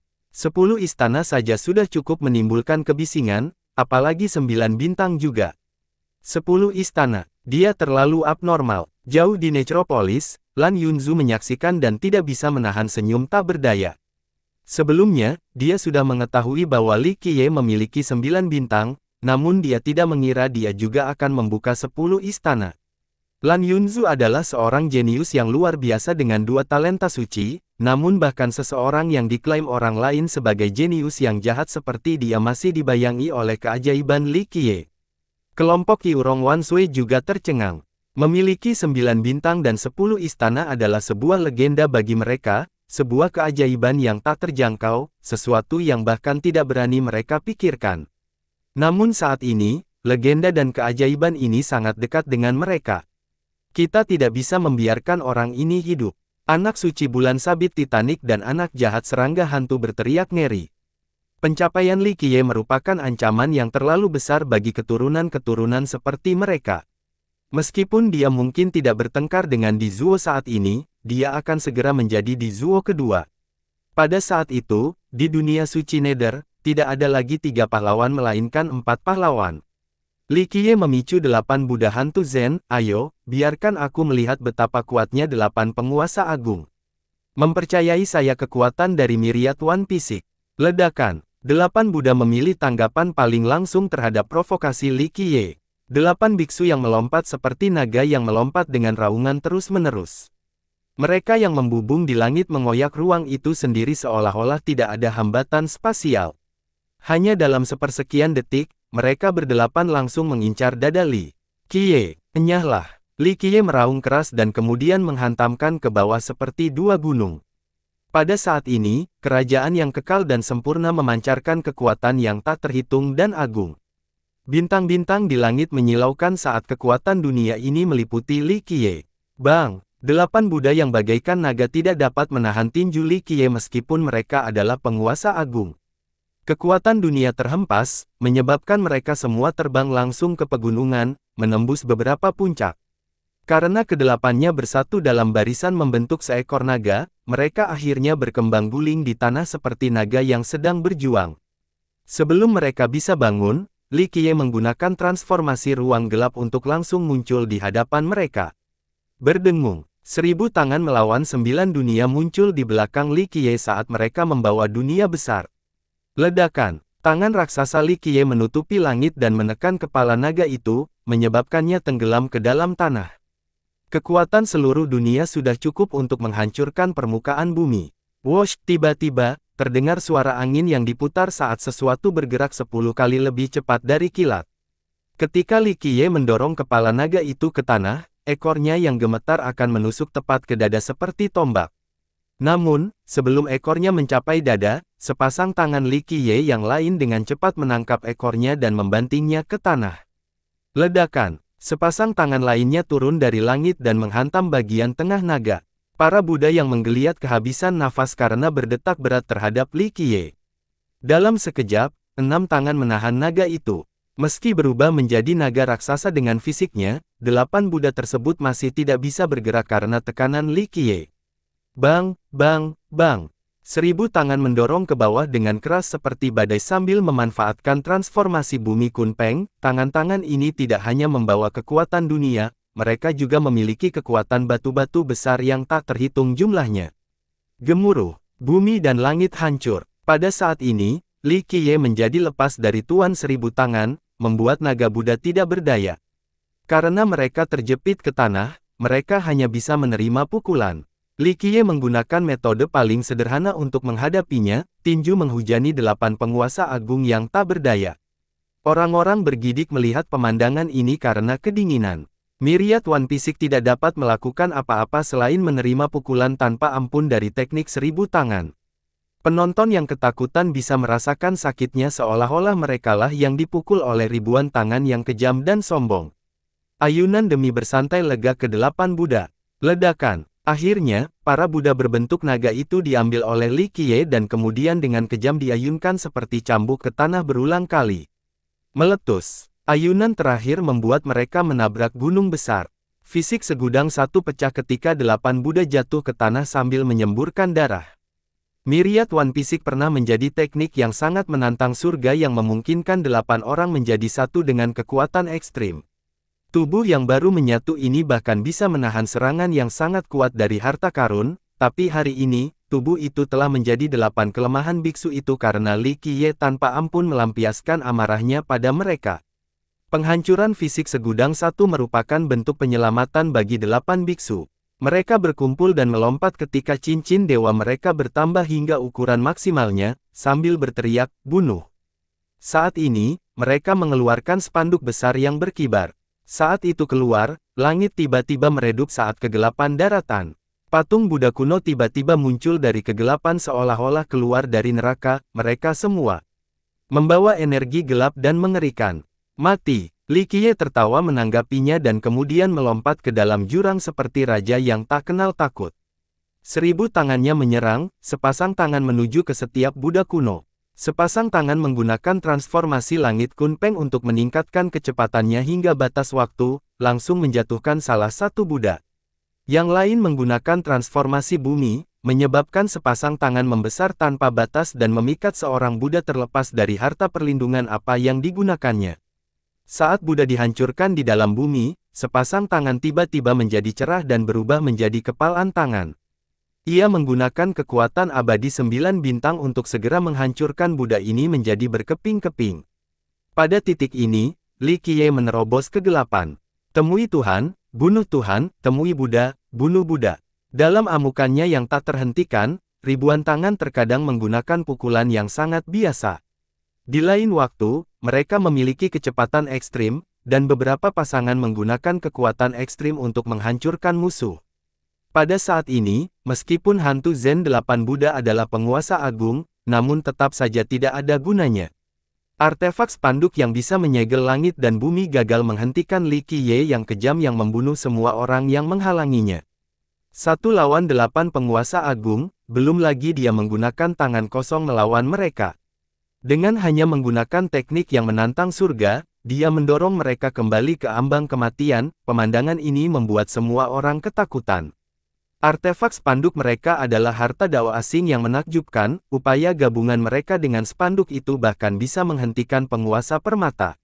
Namun, dalam kondisinya saat ini dengan lautan darah di belakangnya, dunia di atasnya, dan teknik 1000 tangan yang mengamuk, Li Qiye tidak dapat dihentikan. Dia menghancurkan semua serangan mereka dan memperpanjang lapisan pertahanan mereka saat tidak bersenjata. Jadi inilah kekuatan dunia yang abadi dan sempurna. Seseorang berbisik setelah melihat pemandangan yang mendominasi ini. Banyak yang diam-diam merasa ketakutan. Tingkat pengolahan Li Qiye hanya berada di Sein kuno, namun saat ini ia sedang memaksa mundur 8 penguasa agung. Seorang penguasa surgawi dari generasi sebelumnya tidak bisa menahan senyum tak berdaya, bocah ini terlalu menantang surga. Sejauh yang saya tahu, tidak lebih dari 10 orang dalam sejarah yang memiliki 9 bintang dan 10 istana. Kultivator manusia lainnya menyeringai, bagus sekali. Kejeniusan manusia kita memang berbeda-beda. Dia mampu menyapu langit dan bumi dengan cara yang tak terkalahkan. Darah mereka mendidih karena kegembiraan. Beberapa ahli hantu merasa tidak puas, tetapi mereka tidak berani membalas. Memiliki 9 bintang dan 10 istana memang merupakan pencapaian yang luar biasa. Meskipun para hantu jenius tidak mau menyerah, mereka cukup tahu untuk menutup mulut. Di Zuo, Tian Lunhui, dan Chan yang adalah 3 pahlawan ras hantu, mereka tidak terkalahkan di kalangan generasi muda, namun tak seorang pun mengatakan bahwa mereka telah memperoleh 9 bintang dan 10 istana. Ini memang merupakan pencapaian mengejutkan yang mampu menunjukkan semua keajaiban arogan lainnya. 8 Buddha menjadi marah karena terus-menerus didorong mundur, sehingga mereka berteriak, peziarah segudang Buddha.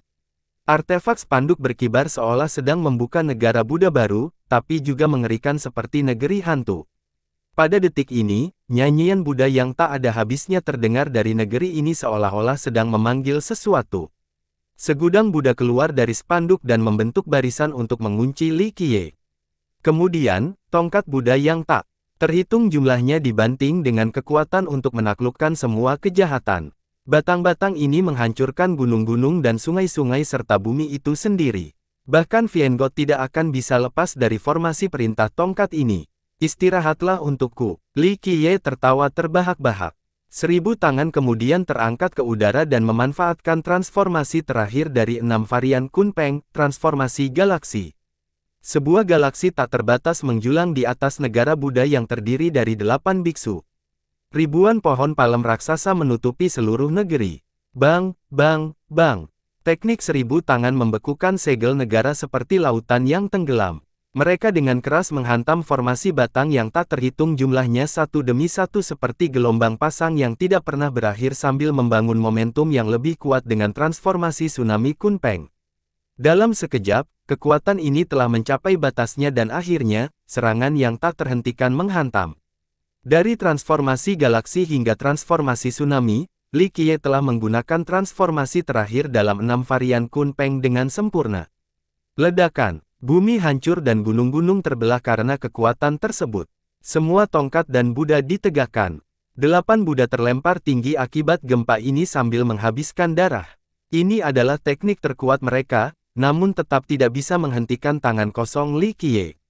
Brengsek. Saat Li Qiye mengalahkan 8 Buddha dengan serangannya, kilatan merah tiba-tiba muncul dan kilatan dingin mengarah langsung ke dada Li Qiye. Serangan terakhir Li Qiye berhasil mengalahkan 8 Buddha, dan serangan ini bertujuan untuk menutupi kelemahannya pada saat itu. Dalam sepersekian detik ini, seseorang yang mirip hantu menyerang Li Qiye secara diam-diam, bertujuan untuk membunuh dengan satu pukulan. Li Qiye bereaksi dengan sangat cepat, namun pedang ini masih berhasil menembus dadanya, meninggalkan luka berdarah. Dalam sekejap, musuh tanpa henti menyerang seperti badai, ingin memenggal kepala Li Qiye. Sebagai tanggapan, Li Qiye mengangkat kedua tangannya untuk memblokir. Namun demikian, dia masih terlempar jauh dan terhempas ke puncak. Penyerang yang melancarkan serangan mendadak itu terlalu cepat dan dengan sigap memberikan 2 pukulan fatal. Mungkin musuh sudah lama bersembunyi, menunggu kesempatan ini. Raja Pejalan Malam. Bayangan tersebut menghilang setelah serangan tersebut, menyebabkan para penonton berteriak kaget. The Nightwalker King, karakter paling menakutkan di Nightwalker Sect yang sangat ahli dalam seni pembunuhan. Meskipun dia bukan seorang pembunuh berdasarkan perdagangan, dia masih menimbulkan rasa takut dari banyak penduduk Nether Suci. Yesa adalah muridnya, jadi dia menyerang Li Qiye untuk membalas dendam. Namun, bahkan serangan diam-diam ini tidak cukup untuk membunuh Li Qiye. Li Qiye bersiap keluar dari puing-puing. Dia masih hidup dan bersemangat ketika dia berbicara, lagi.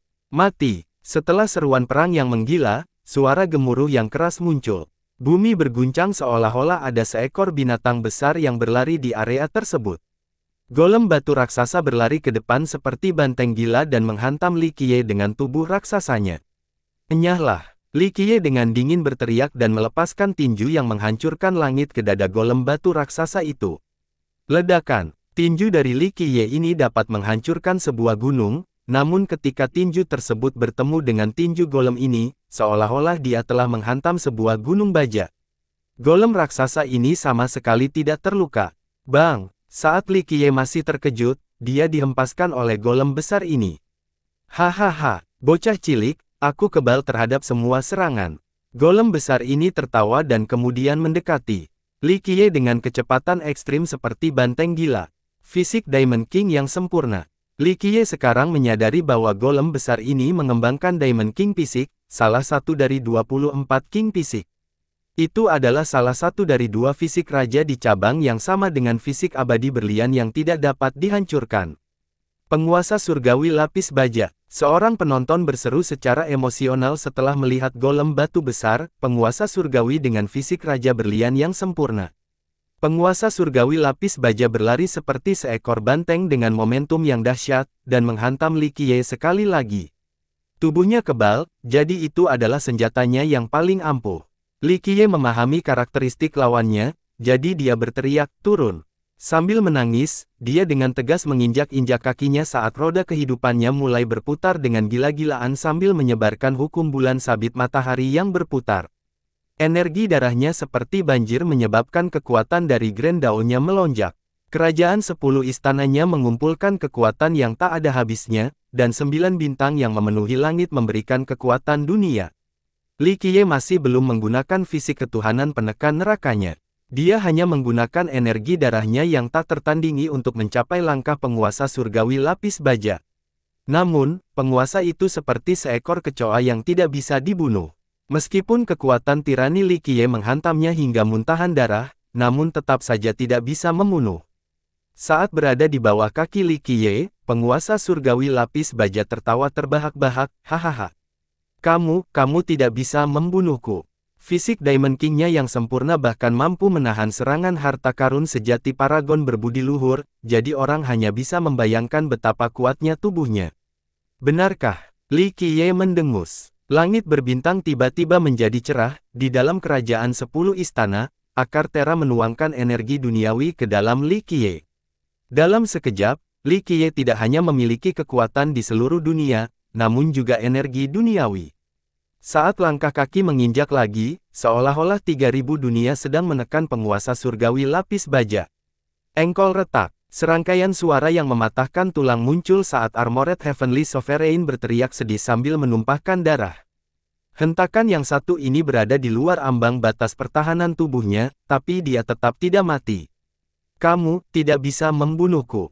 Saya adalah Diamond fisik yang telah mencapai kesempurnaan. Teriak penguasa surgawi lapis baja. Namun, perkataannya tidak lagi membawa keyakinan seperti sebelumnya. Saat ini, banyak penonton yang merasa merinding. Penguasa surgawi lapis baja adalah penguasa sejati dengan fisik berlian yang sempurna.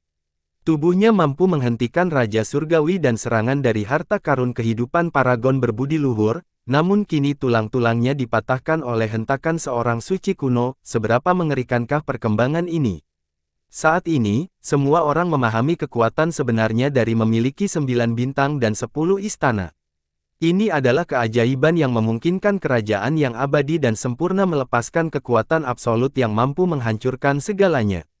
Bunuh dia. Pada saat ini, 8 Buddha yang masih hidup datang kembali. Bayangan lain muncul, dan Nightwalker King menampilkan taringnya sekali lagi. Semuanya pergi bersama, potong dia menjadi beberapa bagian. Saat ini, seseorang berteriak.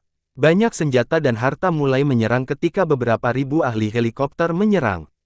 Mereka yang ingin mengambil nyawanya di sekitarnya seperti sekawanan serigala. Mereka sekarang mengerti bahwa tidak ada yang bisa membunuh satu lawan satu. Bahkan Raja Surgawi akan kesulitan untuk membunuh keajaiban. 9 bintang dan 10 istana ini. Bocah ini sudah terlalu menentang surga, sehingga yang lain tidak bisa lagi bersabar. Mereka semua melompat keluar untuk menyerang Li Qiye. Ini bahkan lebih baik. Li Qiye tertawa terbahak-bahak. Dia menendang Armored Heavenly Sovereign di bawah kakinya. Akar Tera yang tumbuh seperti pohon dewa menyedot energi duniawi yang tak terbatas, energi kerajaan, dan energi dari bintang-bintang dan memberikannya kepada Li Qiye dalam bentuk air terjun surga. Li Qiye menggunakan teknik 1000 tangan hingga batasnya saat seluruh tangan mengangkat 3000 dunia di belakangnya. Membunuh. Dia tidak takut-ketakutan menghadapi pasukan raksasa itu dan malah bersemangat melihat darah. Satu tangan memegang pedang sementara tangan lainnya memegang pedang besi, yang satu menyebarkan 6 varian kunpeng sementara yang lain menciptakan jaring yang tak terhindarkan. Mengaung, kunpeng terbang ke langit sambil menciptakan suara yang mengguncang 9 langit. Kunpeng primordial menyapu kemana-mana, menyebabkan hujan darah. Fondasi Li Qiye berubah menjadi kunpeng purba yang dengan pembohong menutupi sayapnya untuk membunuh beberapa ratus bangsawan kerajaan, makhluk tercerahkan, dan orang suci kuno. Kita harus pergi bersama untuk mengulitinya. Melawan dominasi Li Qiye, seorang penguasa kecil dengan marah berteriak dan mengambil barisan depan. Ia segera diikuti oleh beberapa ribu ahli untuk memasuki medan perang. Raja Hantu Sungai Tenang, Tulang Sumur Nether, Raja Mayat Gunung Onyx, Penguasa Surgawi 8 Pembantaian. Semua karakter hebat terkenal di dunia suci Nether ini bergabung dalam pertempuran. Bagus sekali, Li Qiye menjadi semakin sengit seiring berlangsungnya pertempuran. 8 pedang yang melintasi langit datang untuk 8 Buddha Hantu Zen sementara pedang Tritunggal membuat Raja Pejalan Malam melarikan diri karena malu. Tangan yang menutupi langit menangkap penguasa surgawi lapis baja sementara tangan lainnya mencabut seikat rumput kering. Seikat rumput ini tiba-tiba berubah menjadi pedang surgawi yang mengelilingi bintang. Ini adalah hukum abadi yang menyerang pedang rumput. Satu pedang rumput untuk menyapu ribuan musuh. Satu hamparan pedang rumput ini menyebabkan kepala makhluk tercerahkan dan orang suci zaman dahulu tercipta, menciptakan pemandangan kematian di langit. 1. Pedang rumput menyerang hukum abadi adalah teknik yang diberikan kepada Supei dari kota Dao Abadi, bab 324. Pada titik ini, medan perang telah meningkat hingga ke titik di mana langit dan bumi pun runtuh, sungai terbelah sementara gunung-gunung runtuh. Barisan pegunungan yang luas digali oleh Li Qiye dan digunakan sebagai senjata untuk berdetak sejauh 10.000 mil. Bahkan musuh-musuhnya pun terpengaruh oleh adegan darah ini. Tak peduli apakah itu darah Li Qiye atau darah orang lain, mereka yang ingin membunuh Li Qiye dengan gila-gilaan berlari ke depan bagaikan hiu yang terpancing oleh darah. Harta melambung tinggi sementara senjata menderu tanpa henti. Perang medan menjadi kacau karena gelombang demi gelombang para penggarap yang terus-menerus menyerang Li Qiye untuk membunuh dengan pedang mereka. Mereka telah melepaskan semua pikiran, termasuk balas dendam atau hadiah, hal-hal ini tidak lagi penting. Mereka hanya punya satu hal dalam pikiran mereka, dan itu adalah membunuh Li Qiye. Li Qiye tertawa histeris saat dia mengamuk di seluruh pasukan besar itu. Saat dikepung dari berbagai sudut, Li Qiye membuka jalur darah dan kemudian membunuh lebih banyak lagi di dalam pasukan, ingin membunuh semua musuhnya. Bahkan mereka yang awalnya tidak ingin ikut serta dalam pembangunan ke medan perang. Semua orang menjadi gila karena pembunuhan itu, mereka semua ingin mengupas kulit Li Qiye dan meminum darahnya. Mayat yang tak terhitung banyaknya jatuh hanya dalam waktu singkat, mewarnai pemandangan menjadi merah, kemudian membentuk sungai darah saat mayat-mayat melayang di ketinggian gunung, menciptakan gambaran yang mengerikan. Pada titik ini, mulai dari bangsawan kerajaan hingga penguasa surgawi, mereka semua ikut bersemangat. Hanya pakaian dalam lama yang tersembunyi di balik layar yang ragu-ragu. Ini karena Li Qiye terlalu galak, dia melawan pasukan ini hanya dengan menggunakan senjata biasa. Pakaian dalam ini menyadari bahwa Li Qiye sedang melatih dirinya sendiri, bukan hanya membunuh musuh-musuhnya. Dia hanya menikmati proses ini. Oleh karena itu, banyak pakaian dalam tua yang bergetar. Li Qiye tidak menggunakan kemampuan aslinya, jadi dia masih memiliki beberapa gerakan membunuh yang tersembunyi. Inilah sebabnya mengapa para makhluk dalam yang bersembunyi dan Raja Surgawi dari generasi sebelumnya tidak mau bergerak. Menjadi Raja Surgawi sangatlah sulit, terutama bagi mereka yang berada di era Dao sulit. Hal ini mengakibatkan mereka sangat ragu-ragu. Li Qiye baru saja mengasah dirinya sendiri, jadi dia tidak menggunakan salah satu dari immortal fisik miliknya. Jika keduanya muncul, maka kegembiraan pertempuran akan hilang karena akan berakhir dengan sangat cepat. Dia juga tidak mengambil harta lainnya. Dia memiliki terlalu banyak metode pembunuhan, dan salah satu dari metode tersebut dapat dengan mudah mengubah pasukan ini menjadi abu, mengakhiri pertempuran ini hanya dalam 1 detik. Kalian semua, mati untukku. Li Qiye tertawa terbahak-bahak sambil menyapu masa lalu. Dia sepenuhnya berlumuran darah. Beberapa adalah miliknya sendiri, namun sebagian besar adalah milik musuh-musuhnya. Li Qiye yang berlumuran darah tidak merasa lelah sama sekali, sebaliknya, dia menjadi lebih bersemangat dan bersemangat. Memperbaiki, pedang nyanyian memenuhi 9 langit, ini adalah pedang pembunuh dewa. Pedang di tangan Li Qiye menjadi gila saat teknik ke-6 dari 8 pedang melintasi surga keluar, menyebabkan niat pedang itu menjadi sangat pembohong. 8 tebasan pedang jatuh, memotong 8 Buddha hantu Zen menjadi 2. Brengsek, Nightwalker King yang bagaikan hantu itu tiba-tiba menerobos pertahanan Li Qiye dan sebilah pisau menusuk tubuhnya dengan kecepatan kilat. Sayangnya bagi raja ini, karena kekuatan seluruh dunia yang mengalir deras seperti air terjun, pisau yang menembus kulit Li Qiye ini tidak dapat membunuhnya. Ah, jeritan melengking terdengar. Sepasang tangan muncul entah dari mana di bawah tulang rusuk Li Qiye dan dengan cepat meraih Nightwalker King, dia terlalu lambat untuk melarikan diri dan terbelah menjadi 2. Tangan Li Qiye kemudian membuang tubuhnya sementara dia tertawa bahak dan berkata, aku telah menunggumu cukup lama sekarang.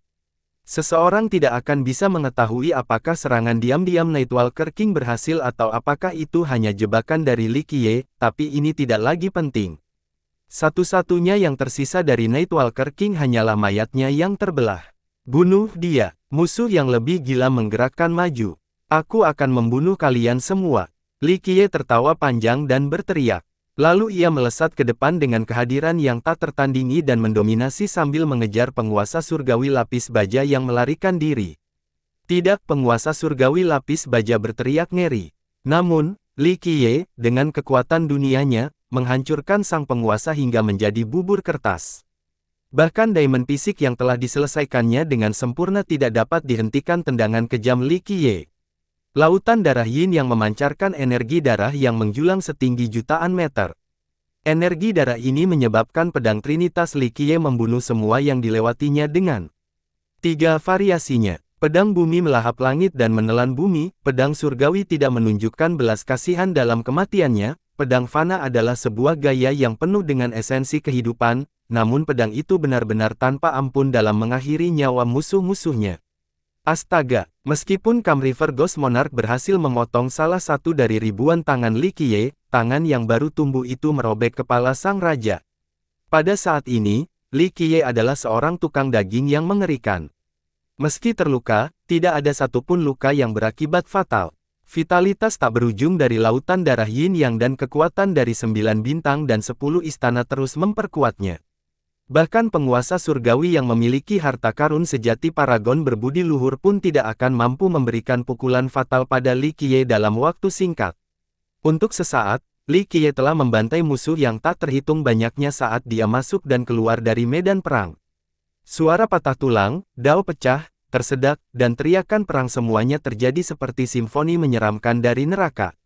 Saat ini, semua ahli dan master telah bergabung di medan perang. Garis depan ini adalah lubang hitam yang memberi banyak nyawa. Begitu seseorang masuk ke dalam, tidak ada seorang pun yang berpikir untuk melarikan diri karena Li Qiye tidak akan membiarkan siapapun meninggalkan medan perang ini, dia bertekad untuk membunuh mereka semua. Li Qiye mandi dengan berbagai jenis darah, ada darah hantu yang bersinar dengan warna ungu dan juga darah ras darah yang sangat indah. Semua jenis darah ini bercampur dan tidak ada yang tahu siapa pemiliknya. Manakah yang menjadi milik Li Qiye dan mana yang menjadi milik musuhnya? Pada saat ini, bahunya tertusuk, tetapi dia menjadi lebih ganas seiring berlangsungnya perang. Tangannya menyapu musuh yang tak terhitung banyaknya sementara kakinya menginjak mayat musuh yang terjatuh. Saat ini, Li Qiye menyerupai Vienggot dengan sikapnya yang tak terkalahkan dan mendominasi. Dia akan membunuh sampai langit runtuh tanpa mempedulikan kematiannya sendiri sambil menikmati darah musuh-musuhnya yang tak ada habisnya. Pada saat ini, beberapa orang perlahan-lahan menyadari bahwa bahkan para dewa dan setan pun tidak akan mampu menahan Li Qiye. Banyak yang mengejutkan dengan pemandangan ini. Sebelumnya, banyak ahli hantu muda yang tidak menyukai Li Qiye, dan beberapa dari mereka tidak menaruh perhatian padanya. Tapi sekarang, jenius manapun harus mengecilkan leher arogan mereka setelah menyaksikan pertempuran yang menghancurkan langit ini. Mereka yang sebelumnya meremehkannya bahkan tidak berani bernapas dengan keras di depan kehadirannya. Di Cakrawala, beberapa karakter hebat dari ras hantu mengubah ekspresi mereka. Salah satu dari mereka diam-diam berkemah, bocah ini terlalu menakutkan. Siapa yang bisa menghentikan jika dia juga memiliki senjata yang tak terpecahkan? Dari awal hingga sekarang, Li Qiye belum pernah menggunakan senjata ampuh apapun. Bahkan pedang dan pedang terbuat dari besi biasa, sebagian besar waktunya dihabiskan untuk membunuh musuh-musuhnya dengan tangan kosong. Dia menggambarkan musuh yang tak terhitung jumlahnya hanya dengan tangan saja, dan musuh-musuh ini juga bukanlah karakter yang sepele. Mereka semua adalah para jenius muda dan terkenal atau pendahulu yang megah, termasuk ratusan penguasa surgawi yang menguasai alam rendah. Seberapa menakutkankah skala pertempuran ini? Namun, Li Qiye masih berhasil menciptakan sungai berdarah dan bahkan memaksa hantu dan setan untuk meratakan. Jika ini terjadi tanpa menggunakan senjata, lalu seberapa ganasnya dia jika menggunakan senjata yang menantang surga? Bukankah dia bisa membantai mereka semua dalam sekejap mata? Dari melihat gaya tanpa senjata Li Qiye, Raja Hantu generasi sebelumnya menyadari sesuatu dan merangkulnya dengan ekspresi yang berubah. Baginya, ini bukanlah pertarungan hidup dan mati. Dia menyempurnakan hukum keagungannya dengan darah. Dia ingin mendorong seninya ke puncaknya. Apa yang lebih menakjubkan daripada memahami kedalaman suatu teknik selama pertempuran panasnya? Apa yang lebih tepat daripada mencapai level baru dengan satu pukulan atau tinju dalam pertarungan sebenarnya? Sejauh ini, Li Qiye telah menggunakan hukum jasa yang berbeda-beda, seperti pedang Trinitas, 6 varian Kunpeng, dan pedang 8 pelintas surga. Semua hukum jasa ini mencapai kondisi paling agungnya setelah digunakan terus-menerus. Setelah membunuh musuh-musuh ini, ada perubahan kecil pada mereka saat mereka mencapai ketinggian baru. Anak ini terlalu kejam. Melihat Li Qiye mengamuk tanpa memasukkan mata meski memiliki banyak luka, seorang tua abadi yang bersembunyi di balik bayang-bayang berkomentar dengan ekspresi redup. Para pakaian dalam tua ini tidak ingin menampilkan wajah mereka lebih jauh lagi karena mereka mengerti apa yang ingin dilakukan Li Qiye. Mereka tidak ingin menjadi batu asahnya. Jika mereka dikuburkan olehnya di sini, maka prestise seumur hidup mereka akan hancur di tangan manusia junior ini. Dengan demikian, mereka mempertahankan keadaan tersembunyi mereka. Ditambah lagi, masih ada peluang untuk membunuh Li Qiye nanti, selama dia tidak melarikan diri dari dunia suci Nether.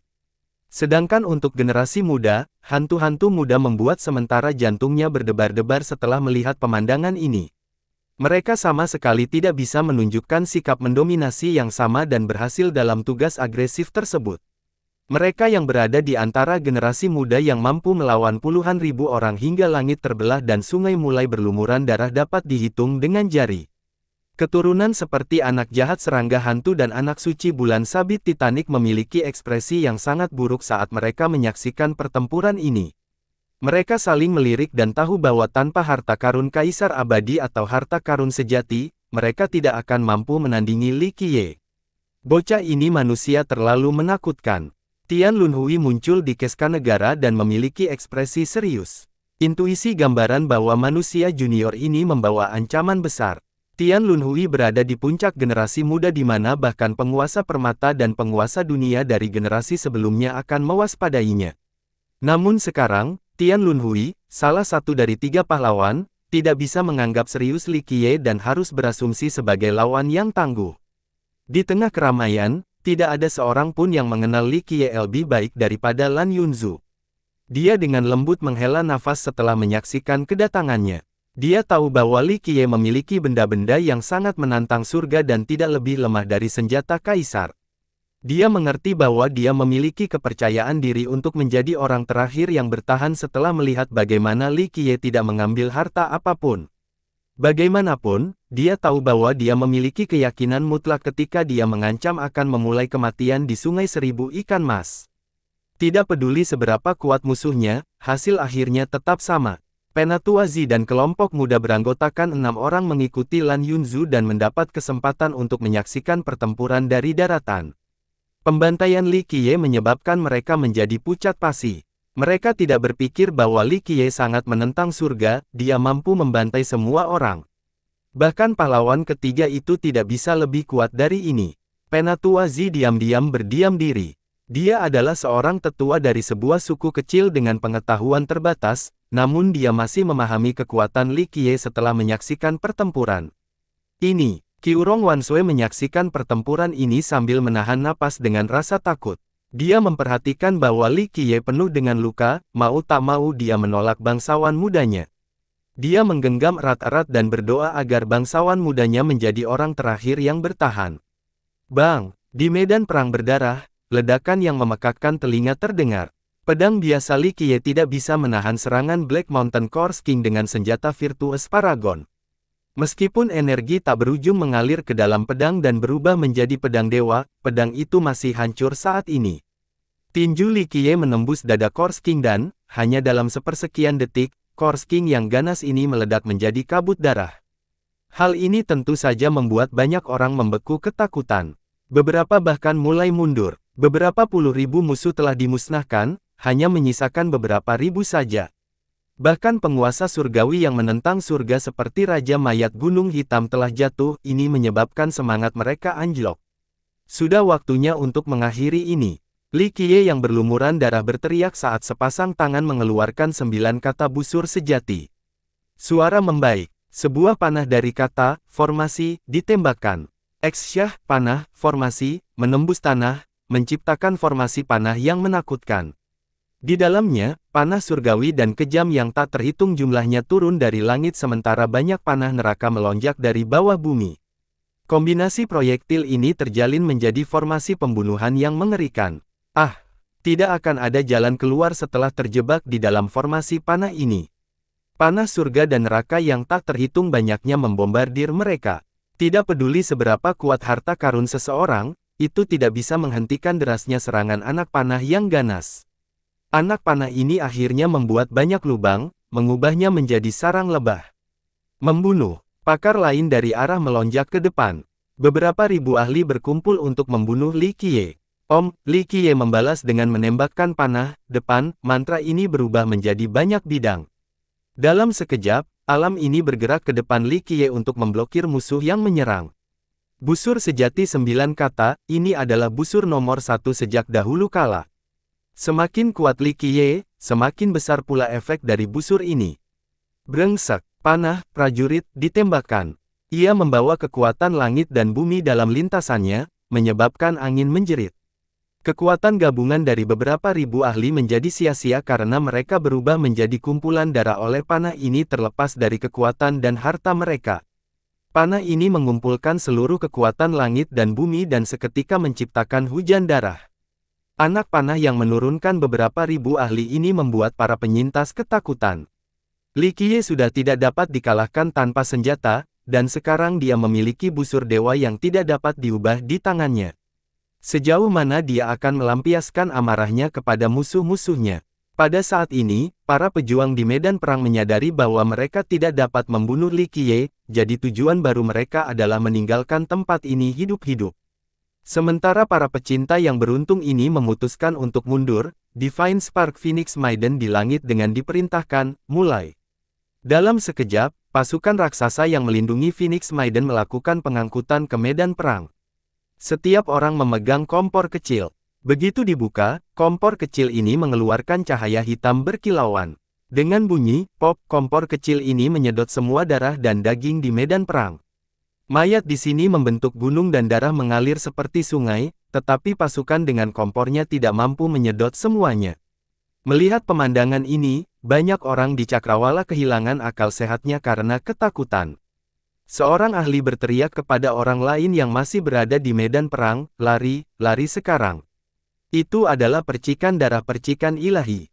Ledakan. Kuali darah raksasa tercipta setelah ledakan yang memekakkan telinga. Kuali darah besar ini mengobarkan seluruh medan perang, termasuk pasukan negara percikan ilahi.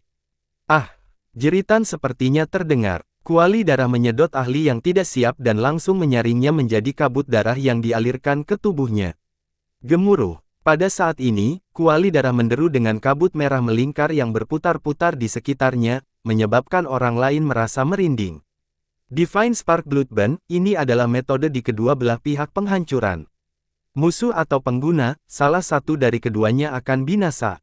Itu berada pada level yang benar-benar baru dibandingkan dengan mengorbankan darah seseorang untuk melawan musuh. Seorang ahli hantu merasakan kulitnya kesemutan saat dia berseru. Pada saat ini, kuali darah menjadi semakin indah. Itu seperti tungku iblis penghisap darah yang menyebabkan semua penonton mengotori. Karakter hebat yang menonton langsung mengetahui apa yang terjadi setelah melihat bentuk baru kuali tersebut. Beberapa ribu orang di medan perang mungkin telah dikorbankan. Mereka diam-diam berbisik. Ini adalah teknik terlarang dari negara percikan ilahi, pengorbanan darah. Seorang ketua sekte dari sekte hantu berkata, Divine Spark Phoenix Maiden terlalu kejam.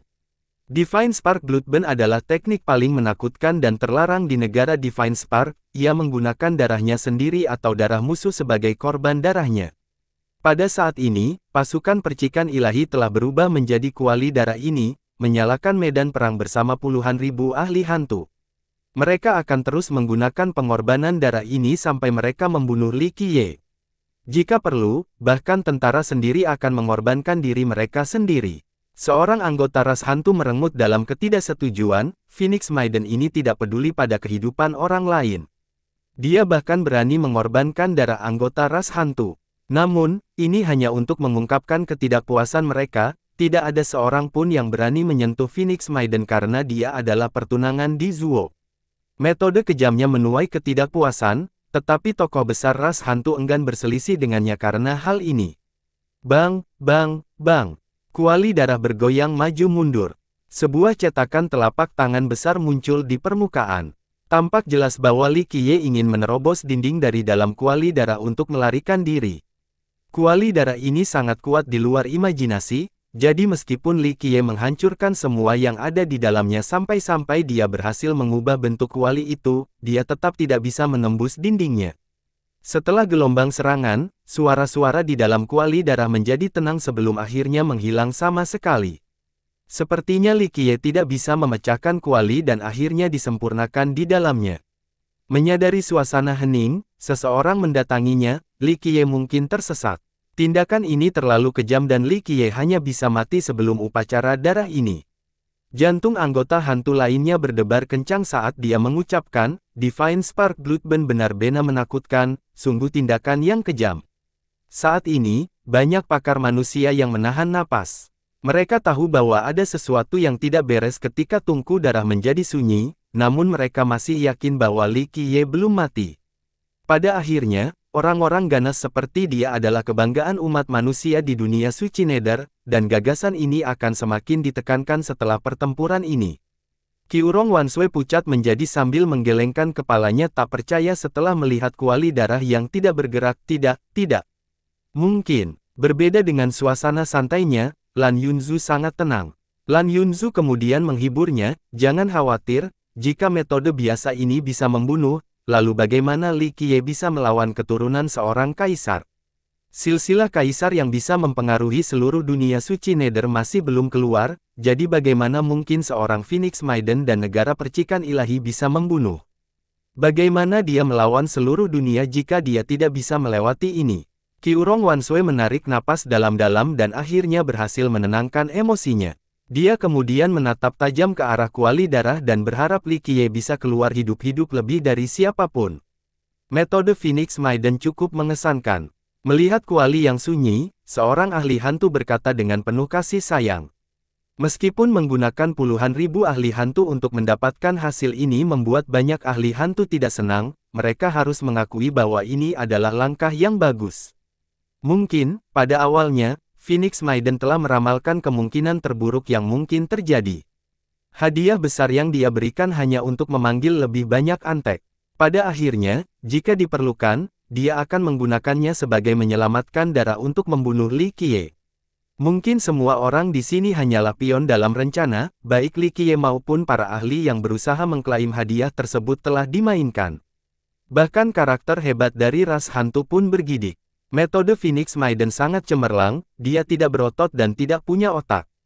Ketidakmampuan di Zuo sudah menjadi sumber ketakutan, dan dengan istri yang berbudi luhur seperti gadis itu sebagai ahli strateginya, dia akan menjadi lebih tangguh. Di masa depan, kekuatan gabungan mereka akan mendorong singgasana tulang segudang ke puncak dan mengantarkan era keemasan baru. Banyak orang tiba-tiba menyadari bahwa Phoenix Maiden menjadi pertunangan di Zuo adalah karena suatu alasan, bukan hanya karena kecantikannya yang luar biasa. Faktanya, di antara miliaran kehidupan di dunia suci Nether, ada banyak sekali wanita cantik. Sebagai keturunan tahta tulang segudang, Di Zuo adalah salah satu jenius paling menonjol di generasi saat ini. Dia punya banyak pilihan untuk dipilih jika ingin menikah. Putri dan putri emas yang tak terhitung jumlahnya dari kerajaan kuno dan sekte besar siap menikah dengannya, mereka bahkan akan naik tahta untuk melamar secara langsung. Namun, Di Zuo dan Myriad Bonestrone memilih Divine Spark Phoenix Maiden dari Divine Spark Country. Meskipun masih merupakan negara peringkat pertama, status ini jauh dari sebanding dengan keberadaan mengerikan yaitu tahta tulang. Sekarang sudah jelas bahwa hal ini disebabkan oleh bakat hebat Phoenix Maiden serta kebijaksanaan dan pemikiran strateginya. Gadis itu duduk di kereta Phoenix-nya sambil dengan dingin menatap kuali darah. Tidak ada emosi di wajahnya yang menawan dan cantik. Tampaknya olah semuanya sesuai ekspektasinya. Istri yang sangat berharga untuk Tuan Di Zuo. Seseorang menghela nafas dan melanjutkan, ini bukan hanya untuk membalas dendam pada adik laki-lakinya tetapi juga untuk anggota ancaman terbesar di Zuo di masa depan. Semua orang hari ini melihat bahwa, meskipun budidaya Li Qiye tidak licik di Zuo, dia akan menjadi ancaman terbesar bagi pahlawan ketiga jika dia diberi waktu yang cukup. Di masa depan, manusia Li Qiye bisa menjadi orang yang mengakhiri prestise tak terpecahkan dari Myriad Bonestrone. Namun kini, semua itu hanya sekedar spekulasi belaka. Li Qiye telah meninggal dan tidak lagi menjadi ancaman bagi Di Zuo. Bungkil, angguk, angguk. Serangkaian suara samar muncul. Tepat ketika semua orang berpikir bahwa Li Qiye sudah pasti mati, tiba-tiba bunga bermekaran dari dinding kuali darah, bunga darah. Melihat bagaimana kuali tiba-tiba dipenuhi kabut tebal berdarah, banyak penonton mulai berseru, apa yang terjadi? Kuali itu tiba-tiba mulai terbakar hebat dengan lampu merah. Karakter hantu hebat terucap secara emosional setelah melihat perubahan mendadak ini, tidak, Li Qiye belum mati. Para murid percikan ilahi menawarkan diri mereka sendiri. Gadis ekspresi itu dengan cepat berubah saat dia berdiri dan menatap ke arah kuali.